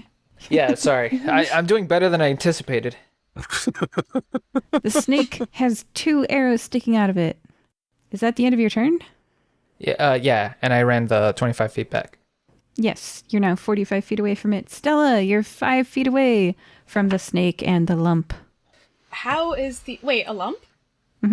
Yeah, that's your buddy. Oh, right. Oh, good to know that's there. How's the snake looking so far? Hungry. Its jaws are pressing up against the shield, and the shield disappears, and now you're very close to this snake, and it's going to eat you. That's what you feel like the snake is doing right now. Okay, so in that case, I'm going to just skirt around a tiny bit to where my shield is, just well, not there. Oh, okay, just a little bit better. So I'm not leaving its opportunity attack, mostly just navigating a little bit for flavor, just dodging out of the way. I am going to cast Mind Sliver. This is a cantrip, and the snake has to make a DC 13 intelligence save. Snake's not so good at intelligence. It has a -5 modifier to its 4, so it gets a -1. Wait, are you saying the snake is dumb? Yes. Yes, I am. That definitely fails. So it is going to take 6 points of damage, and it needs to subtract a 1d4 from the next saving throw it makes before my next turn. So it's like Bless, but for saving throws and reversed. It has to subtract. So yeah. And that's all I'm doing. I just shifted out of the way and drove a spike of madness into its mind. Yeah. Do snakes make sounds? No, they don't really. They hiss, don't they? Yeah. It's doing that sound that you can hear, podcast listeners, and shaking its head because it's got a headache now and there are 2 arrows coming out of it. Stella, you're still the closest one to the snake. So you're tanking for your team, sorcerer. Yeah. As it Let's go. Go, sorcerer. Go, sorcerer. as it rears back its head and tries to bite you. Okay. Does a 17 hit you? You know what? Pro gamer move, I'm gonna cast another shield. That's my last spell slot. So it does not hit me. Okay. You don't take 11 piercing damage. And Jenny. The sorcerer is God. the thing. Well, Jenny knocks another arrow, hits it for 12 damage in the face. I think Stella also feels the breeze from the arrow go right past her head. Oh yeah. Yeah. Yeah. Nice. Yeah, she's giving me sneak attack, so Okay. Yeah, because she's engaging in melee with the opponent. Cloudio. absolutely. Yeah. Cloudio. Weird. To you. You are 45 feet away from the snake. It just tried to bite your friend twice. Seems to not be doing so great at that. What do? Just take another shot. This time my to hit is 12. Snakes that are huge sized take up a lot of this room. So you hit a different part of it. You weren't aiming for that part, but you hit a different part. We're going to say the lump. You hit the lump. No, not the lump. No. Yeah. Not the lump. Oh. Oh, man. Yeah. How much damage do you do? 9. Oh, yeah. Yeah, All right. the one Yep, I you hit did. is... That has consequences. All right. Oh, no. Oh, God. Yep. Is that the end of your turn? Yeah, that's going to be the end of my turn. Stella, how much HP do you have? I'm curious if this 11 damage would do anything to you. It would knock me out because I have 9 points of damage, but I have my shield up until the start of my next turn. Yeah, so, yeah. I know. I want to know. All right, so Stella, it would it's your turn. It would one shot me. Yeah. Yeah, All right, keep going. knowing that I am now out of magical power, I'm gonna be oh no. I'm going to use my action to disengage and move 30 feet away. Is there anywhere I can move that'll give me, like, partial cover, like half cover, anything like that? Behind the couch. Yeah, I'm gonna disengage and go behind the couch. Okay. I'm done tanking. Can't tank any longer. DPS Well, there now. goes my sneak attack. Hey, I gotta live here. No, your house is over there. That's a good one. All right. You have half cover. Sounds good to me. And I no longer have sneak attack. Thank you very much. Hey, I mean, I can get one shot by this thing. You can't get sneak attack with an incapacitated ally. Well, I can do more damage. All right. So it's the snake's turn. It has no targets that it can reach in one turn, right? It was attacking Stella because she was there. Now she's behind a couch. It's like, it's kind of full. It's kind of injured. Here's the thing about wild animals. When they're not cornered, sometimes they flee. So the snake moves and is completely out of view of all of you guys as you see the tip of its tail round a corner, and it has entered a bedroom. But it has a person in them. Yes, it does. Jenny gives chase. Okay, Jenny, it's your turn. You were 60 feet away, and now you are further. You don't know how far. I'm going to the door jamb that it disappeared behind to see if I can see it. How many feet do you have for your movement? I have 30 feet. Okay, well, you just get 30 feet into the room. You're at the couch now. Oh, darn it. Where Stella is. Gods, I'm hot trying, but since Stella disengaged, I blame Hey, Stella. man. I mean, Oh, we got both do dash. damage. Dash another 30 feet. Oh, got it. All right. Yeah. So you're where Stella was, and you can look down the hallway, but and see the door, but can't get in the room yet. I still can't help. Thank you, Stella. Cloudio, you are 45 feet from where the snake was. What do? You're kind of even further than the couch to the door. I saw the room it went in, or You saw it go down the hallway out of your sight. You don't know which of the rooms it went in, because that was out of your sight. all right. So if I run, I'm gonna run my first 30 feet, Okay. and then I still can't see Glancing anything. down the right? hallways as you go. Yeah. You've reached the place where Jenny is. Okay. I guess I'll dash and run another 30 feet. Try to keep up. Oh gosh. The snake prepared a reaction to bite someone who chased it. It moved and prepared a reaction. So yeah, that probably hits you. Does a You dead. Oh gosh. Does a one hit? No, I don't think a one hits. Does a 19 hit you? Yeah, it does. It's kind of a. You take 11 piercing damage as the snake bites you in the neck. All right, and I crumple to the floor. And it's gonna start eating you. Oh, no. right. All right. Well, at least you guys know where it is. I see it eating you. I know Yeah. exactly where it is. Yeah, you do. And then Stella, it's your turn. You were a certain number of feet away. I've written down a number. You're 65 feet away. I can tell you because it had a movement of 30. Oh, 65. Yeah. Oh, dang. Stella, this is your fault. Hey, man. I mean, that would have been me, like, literally the next time. Like, come on. But here, I've got a solution. Do you think you can withstand a hit by one of these guys that crumpled our friend Cloudio? No. Neither can I.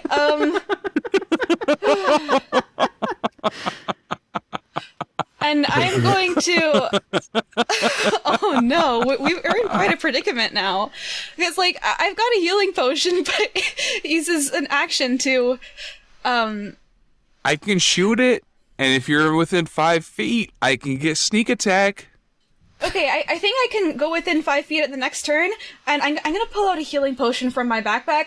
I've got this, so I'm gonna dash over there, and then next turn I'm going to, like, give it to I'm gonna start dashing, and I'm gonna, like, while I run, I'm just gonna stay behind my shoulder and, like, just shout at Jenny what I'm gonna do, and I'm gonna say, yeah, next turn I'm going to be 5 feet away from it. It's going to be distracted eating Cloudio. I'm going to give Cloudio the potion, and then you're going to shoot it. We're going to get out of here. How about that? I'm scared with all the laughing that's going on by the DM.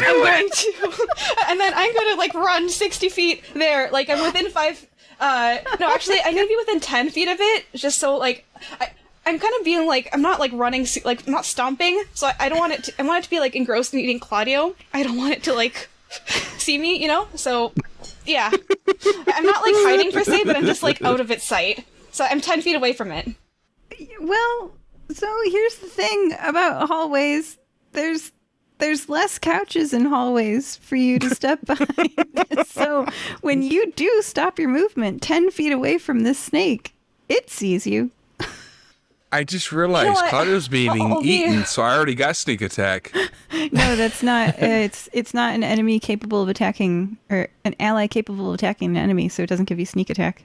Yeah. No, you're it's mean. incapacitated. Actually, I'll go within 5 feet. You know what? Screw this. Let's see if it's going to focus on eating Cloudio or eating me. Okay, good, because I already pre-rolled and you're going to love it. TPK. So you run up to 5 feet away from the snake. That's your turn. That's my turn. That's all I can do. I'm holding out the healing potion. I'm going to use it on my next turn.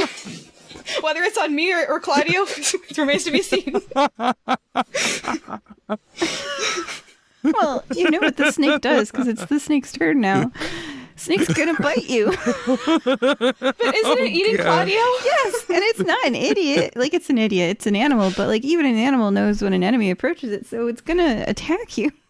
So what I'm hearing is that I'm not in its belly yet. Not yet. Oh, you're Give not. it time. Yeah, actually, you didn't get swallowed because it's busy biting because it can't take its turn to swallow you. Oh, you're making victory. And that's not 2 failed death saves for you. You see, I just saved you, Cloudio. Yeah. Well, now let's see if it's gonna kill me. What's the hit, DM? Oh, does a 25 hit your AC? Stella. Yes, it does. Even if I had shield, it would. Takes 11 piercing damage. I'm out. I place the shield. I just make sure I don't drop the healing potion, and it's just there. And I'm just like, Jenny, it's all on you. I got you, babe. Jenny, what do you do? It's your turn. You are 30 feet away. I'm 30 feet away. If I move back 30 feet... If I move back 30 feet, can I still see the thing? No, because there's a corner in the hallway and a... Okay, so I stop by that corner, and I shoot it. I rolled a natural 20. Oh my gosh. Let's go. Please say you do at least 9 damage. With sneak attack, I do... You don't have sneak attack. 26. Your allies are not. Oh. Yeah. Well then, You don't have any conscious allies within 5 feet. 14. 14 damage. 14's more than 9. Oh, thank goodness. I would have done like 26 if they had been conscious. Overkill. Describe what this looks like. Okay, so she chomps on Cloudio, and then it chomps on Stella, and I say, I got you both, babies! And she knocks an arrow, pulls it back, shoots it right through the left eye, which goes out the right eye, and it dies. And then it dies. Yay! Oh, man. After Jenny, it's Claudio's turn. Cloudio, please make a death saving throw. I'm not mommy. I'm not a doctor. Sorry. 19. That is a pass. 1 second, I'm going to bring up the unconscious rules in 5e.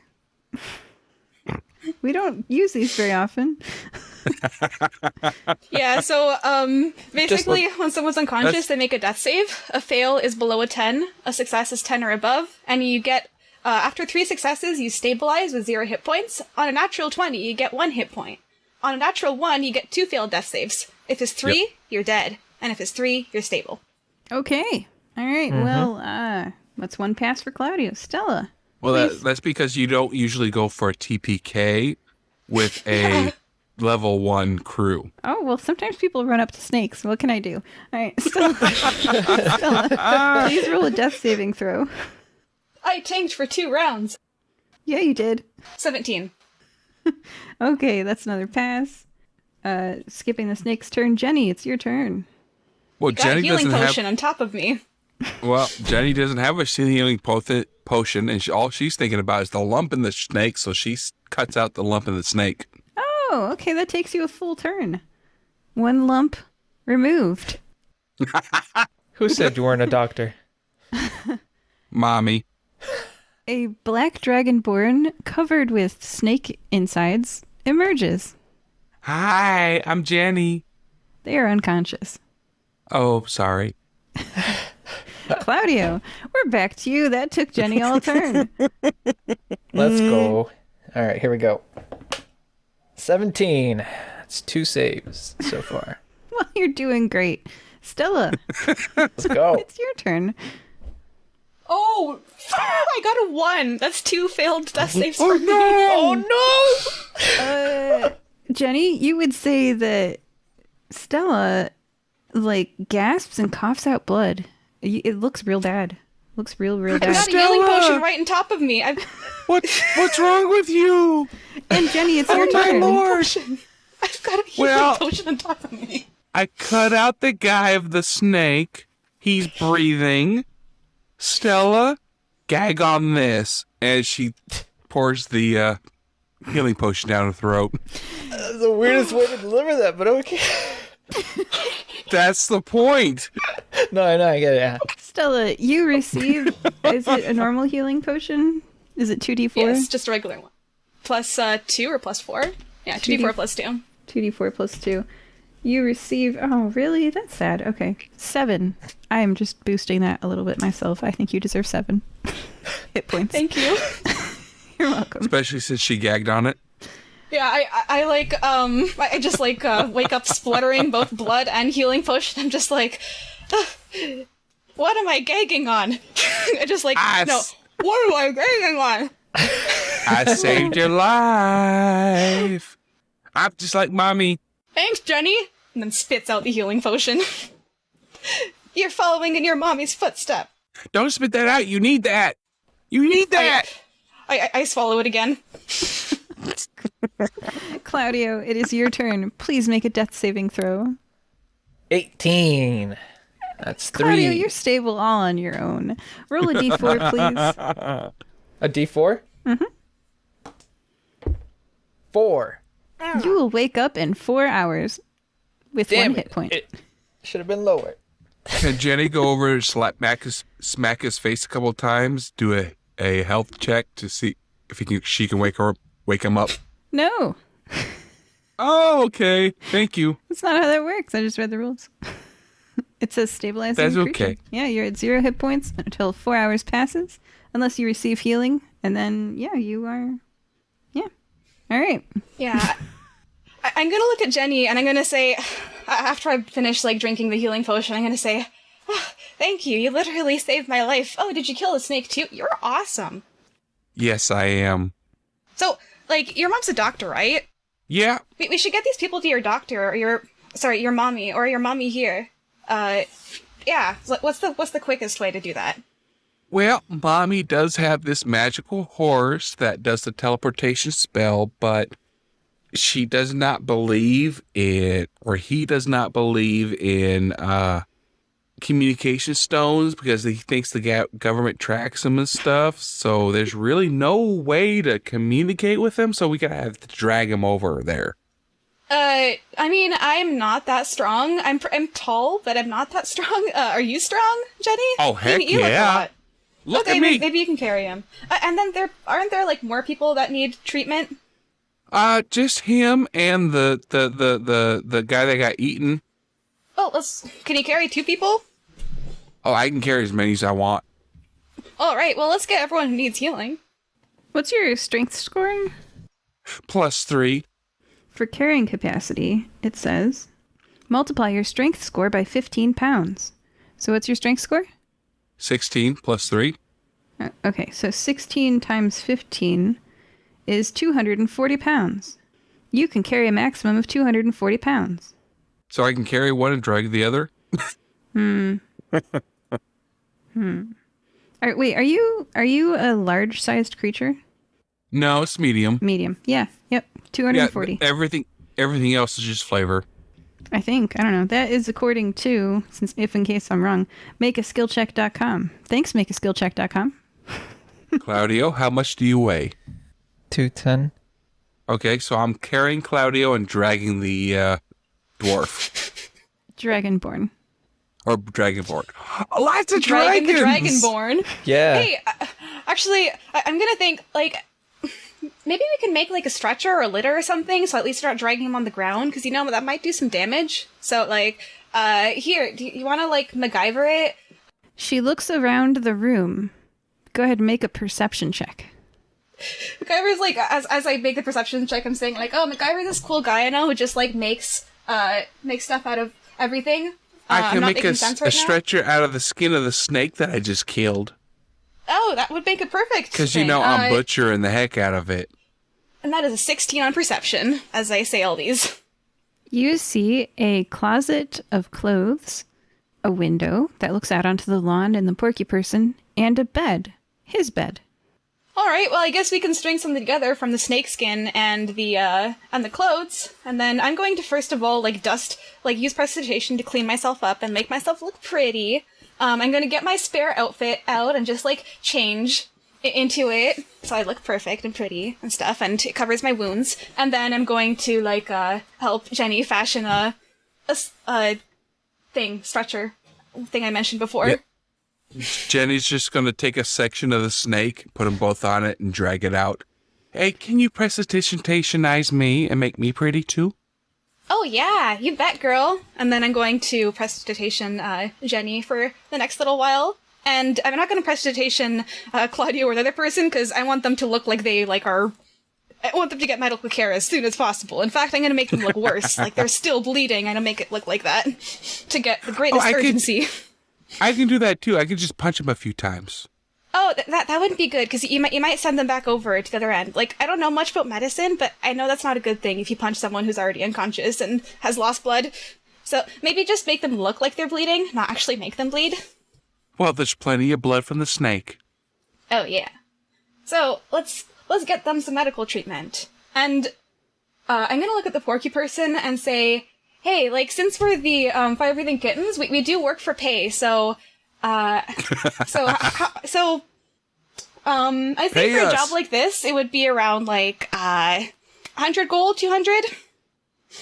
3, 4. Yeah, 8? yeah, actually something more like 4. She rushes past you to the... now, what did you use to cut open the snake, Jenny? I have... Let me look at my weapons. I have a dagger. It was a dagger. Yeah, so inside the... If you guys have ever seen Waterworld, it's a movie. There's this flesh from a fish, so it's like that on the inside of the snake skin. It's all pink and lumpy, and Vaclav, the unconscious dragonborn, Vaclav Kampush is laying unconscious on the snake meat, sort of, and you dragged him outside down the front stairs and onto the lawn, and disregarding the demand for payment, the first thing that the porky person does is check to make sure that the dragonborn is alive. And then when they're breathing, and when they're determined to be breathing, she throws her arms around him and is like, I'm so glad I didn't lose you again. And then she'll pay attention to you guys asking for money, and she'll turn to Stella and she'll say, of course I'll pay you. Thank you for saving Vaclav. We still haven't recovered all of our assets, but we have 400 gold. And she's gonna give you guys 400 gold. Well, thank you. Yeah. And remember, next time you're in our pinch, call the fire-breathing kittens. We shall do a great job. As we did this time. Well, and thank you. At least one of us will. It was a group effort. And I shall accept the 400 gold. and divide it later. Oh, I know. You guys saved us last time. I love the fire-breathing kittens. You saved us last time. We love you too. I'm just unconsciously purring.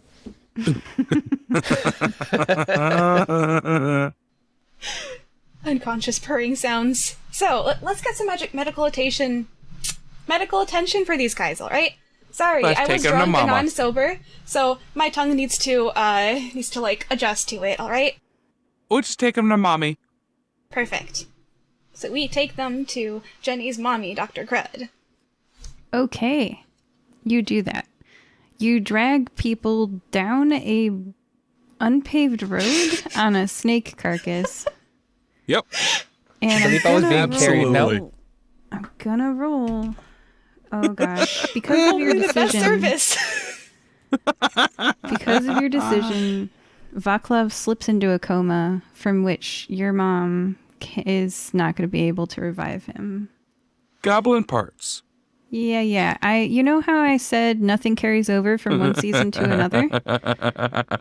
Sorry. The cart is busy because Beans is doing lawyer things with it. So you head to town and they're not there. How about Cloud, though? Oh, that's Oh, right. He's on the Wait, snake I was being carcass, carried. too. Wasn't I? Oh, you're being carried. Okay, Yeah. because 4 hours pass, because it takes you a really long time to drag a snake carcass several miles to Niqamui. Cloud, you wake up when they are in Niqamui. Like, you're walking up to the guild hall, you see that the cart is gone, the mobile medical clinic. Sorry, you can't just get free level 20 revivifies and all that halfway through your level 1 adventure. That didn't work. Well, we put the dragonborn on the by the sign that says "Form line here for medical attention." Sure. I would just leave them. Yeah, it'll be continued later, I'm sure. So, Cloudio, you're awake. You have 1 hit point. And you guys are outside the guild hall. You are now very much wealthier than you were before. What do you do? Well, we still have another hour, so let's go to the museum. Oh yeah, I'm drunk enough for that. Okay, here's another shot. I'm gonna drink some more. I'd like to catch a breather. Yeah, maybe we could take this thing called a short rest. That's like we just chill for an hour, just get drinks for an hour. How about We that? could just go tomorrow. There Oh, was tomorrow no won't be this time drunk. limit. Oh, I mean, I can get this drunk tomorrow too. Yeah, you could do morning drinking. Yeah, I mean, it wouldn't be the first time. Hey, you guys want to know how I got fired from the museum? You drank. No, I was actually completely sober at the time. Funny story. But I was like a tour guide there. That was my job. Because people thought that I was really smart because I graduated from the Atrios University of Magic. So people thought I was smart. So I was a tour guide. And there was like this inspector coming. The people told us beforehand. But I didn't know when. And at some point my brother was like here. And I wanted to prank him, you know? Because we have these dinosaur bones. And basically what I did was like, I can move things with like a spectral hand. I like made the skull like crash down right like where Sterling was supposed to be, but then I missed and got the inspector instead. And there was also like a patch of ice on the ground and he like slipped on that. And he was a safety inspector, so he wasn't very impressed. And yeah, like Sterling saved the day by not making the jaws clamp on him, but it was close. And initially he tried to take the fall, but he's not as good at, like, persuading as I am, so... Yeah, no, they knew it was me. And that's why I'm fired from the museum. Because I made the safety inspector nearly die from a dinosaur head. Mom smashed a dog in there one day. Oh! I mean, I feel like I've heard of that. That might have been when I was working there. Yeah, that sounds familiar. I didn't see it, but I heard of it. People talked about that a lot. It was like a pop star's dog too, wasn't it? Yeah, it was okay, but it was really screwed up when it got returned. Yeah, I guess so. And, I mean, I guess we're doing this, like, drinking at the bar. Do we I'm take a having short milk. rest?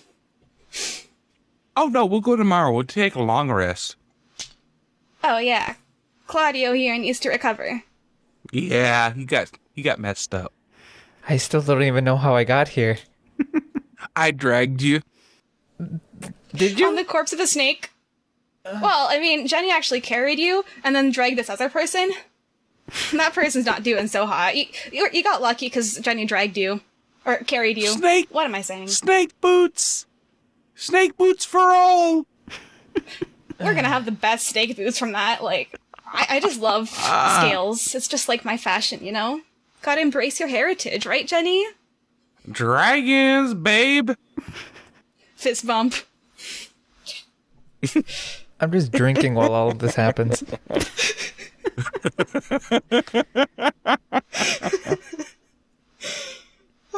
So yeah, we just like share stories and stuff. Where are we sleeping for the night? We can go back to my place. I'm going home. I'll meet you here in FBK tomorrow morning where you can get drunk before we go over to the museum. Yeah, I'll be working on it before you even get here. So yeah, I spend the night at a nearby tavern, spend some of the gold that I earned, which I think is like, I split up the 400 GP to like 133 per person. I think that's like 400 divided by 3. Sounds good to me. Yeah, just about. Alright. So, what happens the next morning? Cloudio, where did you sleep? I think I just passed out at wherever we were. So it was such a long day. I just drank myself to sleep right where I was. I did not want to. I was sore. I was tired. I didn't want to walk anywhere. Okay. You passed You out passed in the out bar. at the bar. Yeah. Well, it is the next morning. It is bright and early. Stella is already drinking. Cloudio, Yes. you are stiff because you slept on a wooden floor. But you stretch out with your cat stretches, and you're mostly fine. I'm not going to give you a level of exhaustion for that. And Jenny opens the door to the guild hall. It's come full circle, you guys. I'm here! Oh, funny enough, I'm the one sleeping on the floor this time. Jenny was on the floor the last time, right? I was just playing jokes on people. Okay, I feel well rested. I'm a little hungover, but museum day, right? Yeah, as long as Stella's drunk enough. Oh yeah, you bet. I just continued drinking from last night. Like, I went to bed still drunk, and then I started drinking first thing in the morning, so yeah. Okay, I'm going to give you a level of exhaustion. I knew that was coming. I knew that was coming. That just seems fair. Yeah. I got fired from a place by nearly killing the safety inspector just to prank my brother.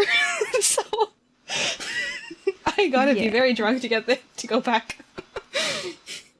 Yeah, you were exhausted, which means that you have disadvantage on ability checks until you take a long rest. Yeah, I still did my makeup, so I look fresh as a daisy. As fresh as one can be when they're doing their makeup drunk. Which is a skill that I have, because I had to use it a lot in my past. Do a sleight of hand check. Sleight of hand, disadvantage. A little smudge I with rolled 2 lipstick. 5s, plus, it's a 7. You think that your makeup looks great? It just looks like a clown. Oh no! I just whip my hair. I'm just like flawless as ever. This is going well, guys. All right, what do you do? I think so. I almost died. I'm alive. I'm happy to be alive. I'm happy you're alive, and I'm happy to be alive too. All thanks to Jenny. Absolutely. Jenny's the best. I'll drink to that. To the museum. To the museum. You step up wide stone stairs to a large multi-story building with a high ceiling. White walls. Stairs. Stairs. Light-colored marble floors. In a hallway off to the left, people are meandering towards a very extensive rock collection. A half-elf male wearing a name tag, who, Stella, you recognize as your old boss, Ernst Lee, stands against the wall, arms crossed across his chest, watching people enter and exit. I'm gonna just go up to Ernst and say, "Hey, Ernst, my guy, nice to see you again. These are my friends." Jenny will give him a hug and rob him. Oh gosh. All right. One thing at a time. I guess the hug Rob happens first. Please roll a sleight of hand. And this is a security director, just to let you know. 22? That does technically beat the security director, so I'm going to roll one more time. Yeah. You take a pair of handcuffs. Ooh, handcuffs. You said there was a rock collection? Yeah, but first, Stella, you've got some nerve showing your face around here. Hey, I mean, it's good to see you, old pal. Like I said, like I'm just taking my friends to the museum, or my friends are taking me to just see all the nicest natural stuff you got. You know, I can bust out my old skills and give them the old tour guide thing. 'Cause remember, I was really good at that. Like, I would tell people all kinds of stories about what was going on in here. So nice to see you. I've half a mind to toss you out. But I guess technically you're allowed to enjoy the museum today. Just make it quick. Oh, is it free day? Oh, this museum's always free. Oh, yay! Yeah, because if you listen to it, it's been in like 6 episodes. Nobody's ever paid to get in. Yeah, that's true. Yep. That rocks. Is that because of, like, Olive? I'm modeling it off of the Smithsonian, which is also free. Oh, I didn't know that. That's cool. Yeah, it's probably donation encouragement. It costs $30 to park. No. Well, we didn't bring a carriage, so ha. Yeah. Or the snakeskin. No, those are boots. All right, let's go inside, everybody. In the middle of the room, because you turn left, you go down the hallway. In the middle of the room, a pedestal with a glass box on it is all lit up. Inside, something is rotating. A crowd of people block you from seeing what it is. Well, that seems very popular. Do you think that'd be good with my horde? I mean, if you can pull that off, I can distract you. I make a pretty good distraction. First, let's see what it is. I could just enter tour guide mode. You want to help me around the museum? Look, I already got the handcuffs off the security guy. These guys suck. Jenny, I'm hard pressed to say yes to these. Let me get on your shoulders to see what it is that they're all looking at, and then I'll tell you if it's a good idea or not. Alley-oop!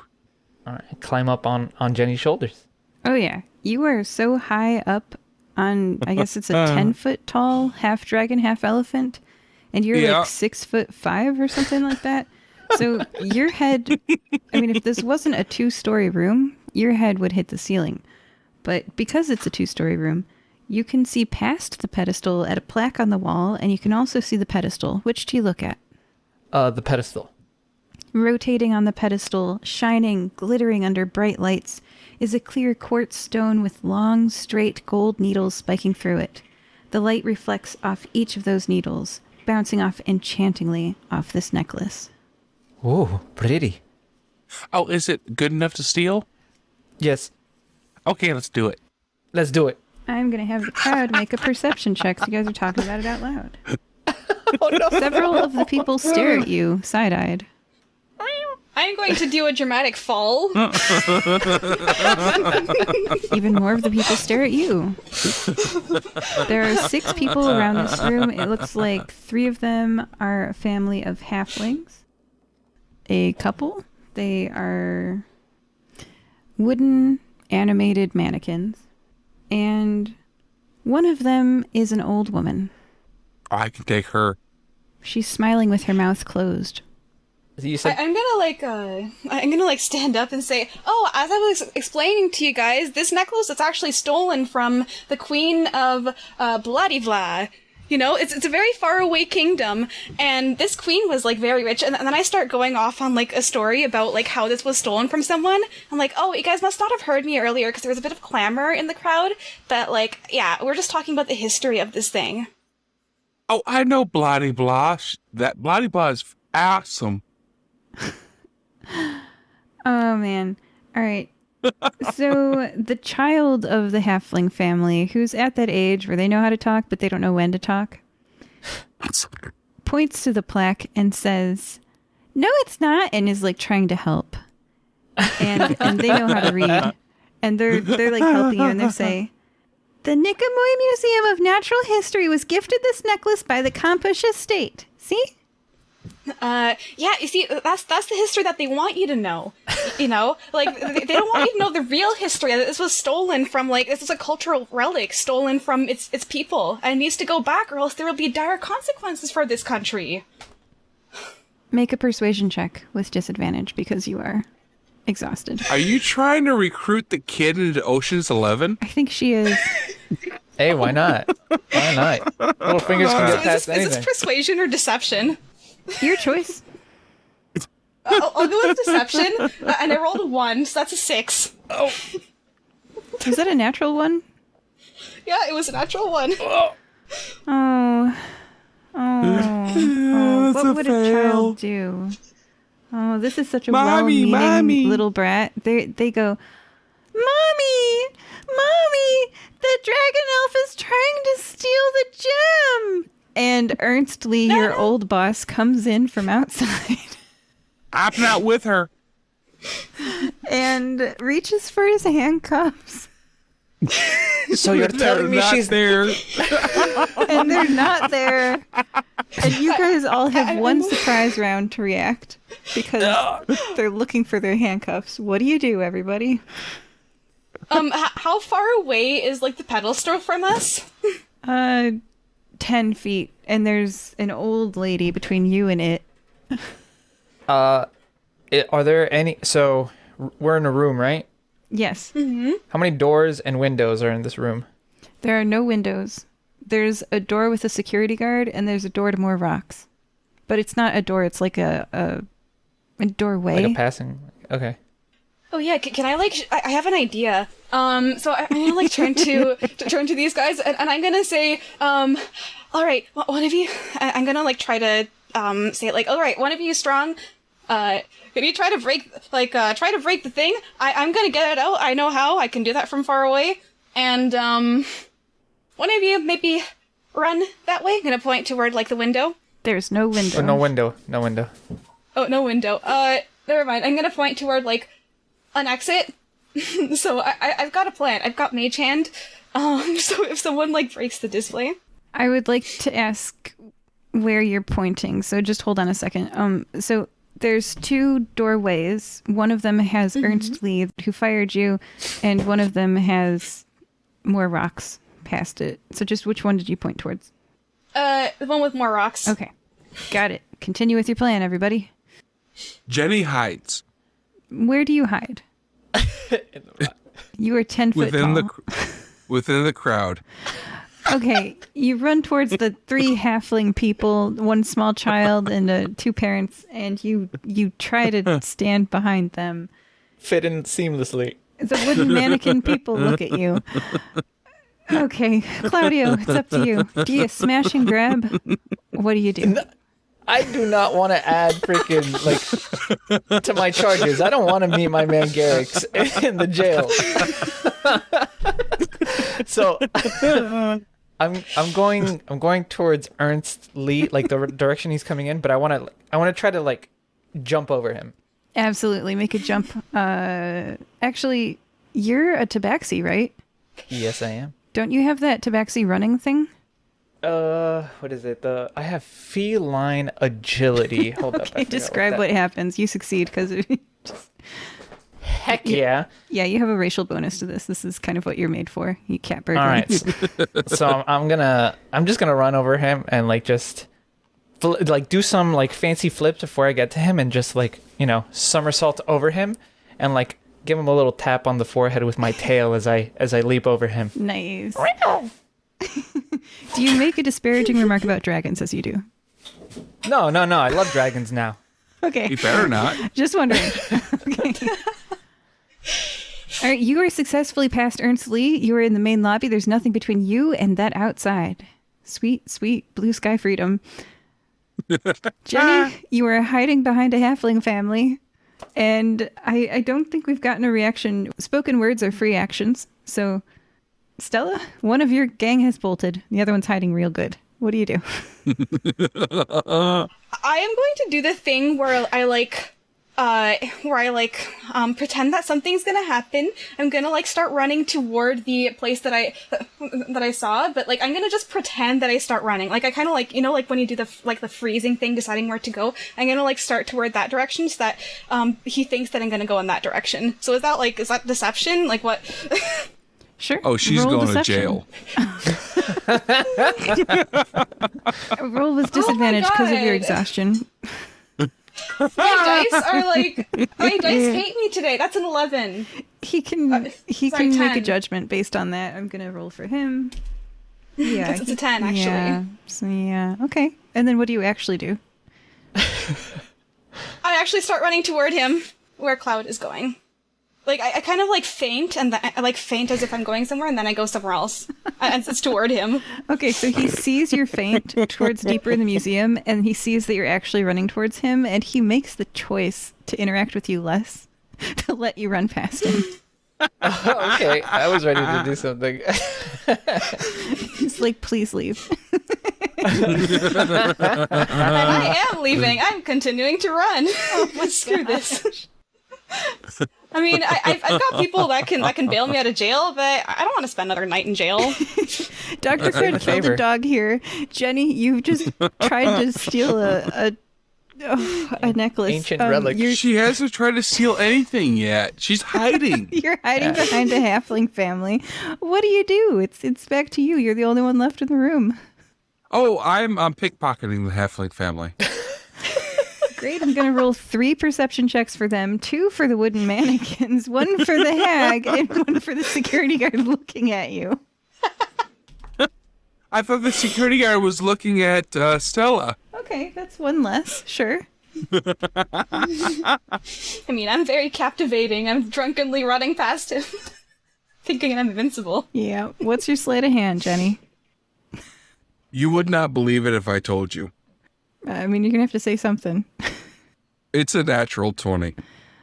Okay, then the only one to see you is the hag, who smiles and black-filed, sharp teeth.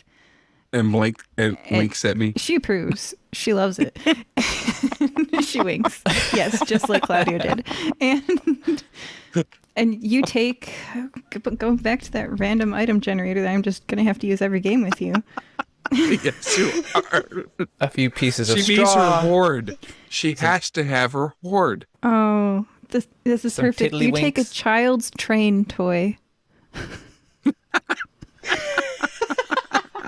Choo choo. Stealing from children, I love it. And then what do you do? So, Jenny, you're the only one here. I follow my friends. And they dash out of the museum. Well, everyone, that was a wonderful adventure. Joining us today were Jenny, I'm building up my horn, babies. Claudio, Performance after performance for me. and Stella. That security guard completely fell for my trick. I am just the best con person ever. Oh my god. And I am so drunk right now. I'm probably not going to make it down the stairs. Oh, goodbye. If you want to hear all the alternate endings, I guess I should. Don't press stop recording yet. Okay. Yeah. Go for it. Cool. Wait, we got some endings. Yeah. You mean other than what we've already done? Surprisingly, I didn't plan for that. Okay. All right. You mean you did not plan for me to steal a toy train from a child? No. All right. Hey, there's 4 potential endings. 1, the party's. Oh, by the way, listeners, if you want to hear the second episode and hear the endings that way, I'm sure they'll get some different ones. It can't end up this way. It can't. So press stop now and go listen to that adventure. I'll read the endings at the end of that one too. So don't worry. You'll hear all the possible endings. So just press stop and go listen to that one. All right. So you guys, players. Here's the 4 potential endings. 1, either the party saves Vaclav Kampush from a snake in part 1, or Vaclav Kampush ends up in a coma. The coma was coming. The dragging him along the ground was definitely, yeah. All right. So, in other words, we did both. Oh, well, he would have talked to you. He has a bunch of fun stuff to say. Not anymore. Not After anymore. we wake him up? No, and I don't know. And for the listeners, that's from Mouse and Teacup. He was the vase. All right. And possible ending number 2. The party visits the convenience store in part 1, but not part 2. Tiffany Hapana tells her boss that the money was missing from the till because you guys robbed her. And then there would be a warrant out for your arrest. Well, we dodged that. Yeah. But I would have probably tried to rob the till anyway, so it would have been justified. Yeah, either you noticed her stealing from the till, and there was like a perception check you could roll, or you didn't, and she said that it was you guys who took the money. Or the party visits the Combini in part 2 and interferes as Dean Paltrinieri fails to rob an empty convenience store cash register. And he gets blamed by the embezzling cashier, but they don't figure out, if you don't figure out Tiffany was embezzling and claiming travelers was robbing her, then Dean would have been a convenient scapegoat for Tiffany to blame for where the money she embezzled went to. Ooh. So there was a lot of perception check based. Who knows how that's going to, if you guys notice or not. Okay, possible ending number 3. But yeah, that's why your friend got accused of robbing a store, is because she's been embezzling and just accusing whoever was there at the time. If they didn't look like they were a local, she would say they took it. Makes sense. Yeah. Well, if Jenny would have been there, that would have been true. That's true. They would have had a reason. Possible ending 3. I would have covered for it. Possible ending 3. 3 out of 4. The party returns the necklace to the Kampush family, receiving a 300 gold reward, or doesn't. Because when they were transformed as a cat and a vase, their assets were divided up by the people who thought they were dead because they were missing for like 19 years. And one of the assets that was divided up by their estate was the necklace, which you weren't half wrong when you said it was stolen. It just, they weren't actually dead. So the lawyer has been trying. Wow. Yeah, they spent like 2 years there with no assets to their name, but then they got enough money to hire a lawyer who hunted down all the rest of their assets, and it's been a process. It has been a process for poor Kampushes, Shantae and Well, we were going to take the necklace, but Stella screwed it up. You could have given it back. All right, and the very last ending. The party resolves the miscommunication between Layla Abildgard and Zamfira Argentine. Sure you did. Where he is under the false impression that she is the dragon who took over the house from the previous occupants, when really she bought it like anyone else buys a house or doesn't. And if you don't resolve this misunderstanding, then Sunblades continue to sneak onto the property. She thinks it's to missionary at her, but really they're there to kill her. So you did save your mom's life. Yay! Yay, mommy! Good job. She just better not sunbathe on her own property again. Well, no, she's going to sunbathe at the dragon resort that we bake. It's true. Hell yeah. Exactly. Yeah, like, Stella doesn't operate with truth, Like, this could have just been solved by saying, like, hey, like, my mom owns this place, but no, performance. That was Claudio's idea, though, and we pulled off an excellent performance. Yeah, you did. All right, well, goodbye, everybody.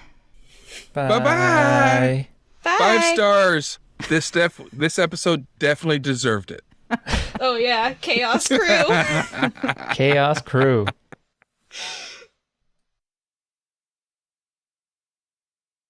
In a world where science and magic work together, 4 brave adventurers come together to save the world.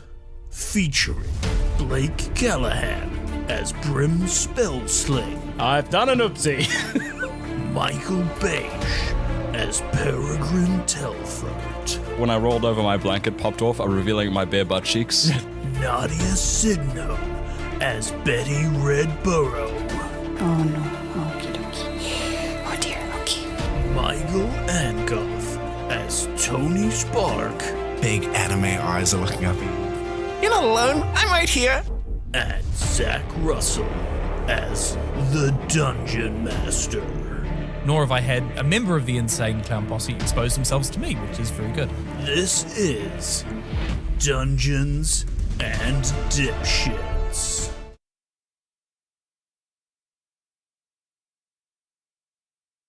Hey everybody, would you like to learn, and I know that sounds terrible in and of itself, about things that you don't know? Well, if that does kind of sound interesting to you, check out Thoughts of a Random Citizen. where I interview people from all walks of life and also give you random thoughts from someone who has spent most of their life traveling abroad to hopefully give you a different perspective on your day-to-day life.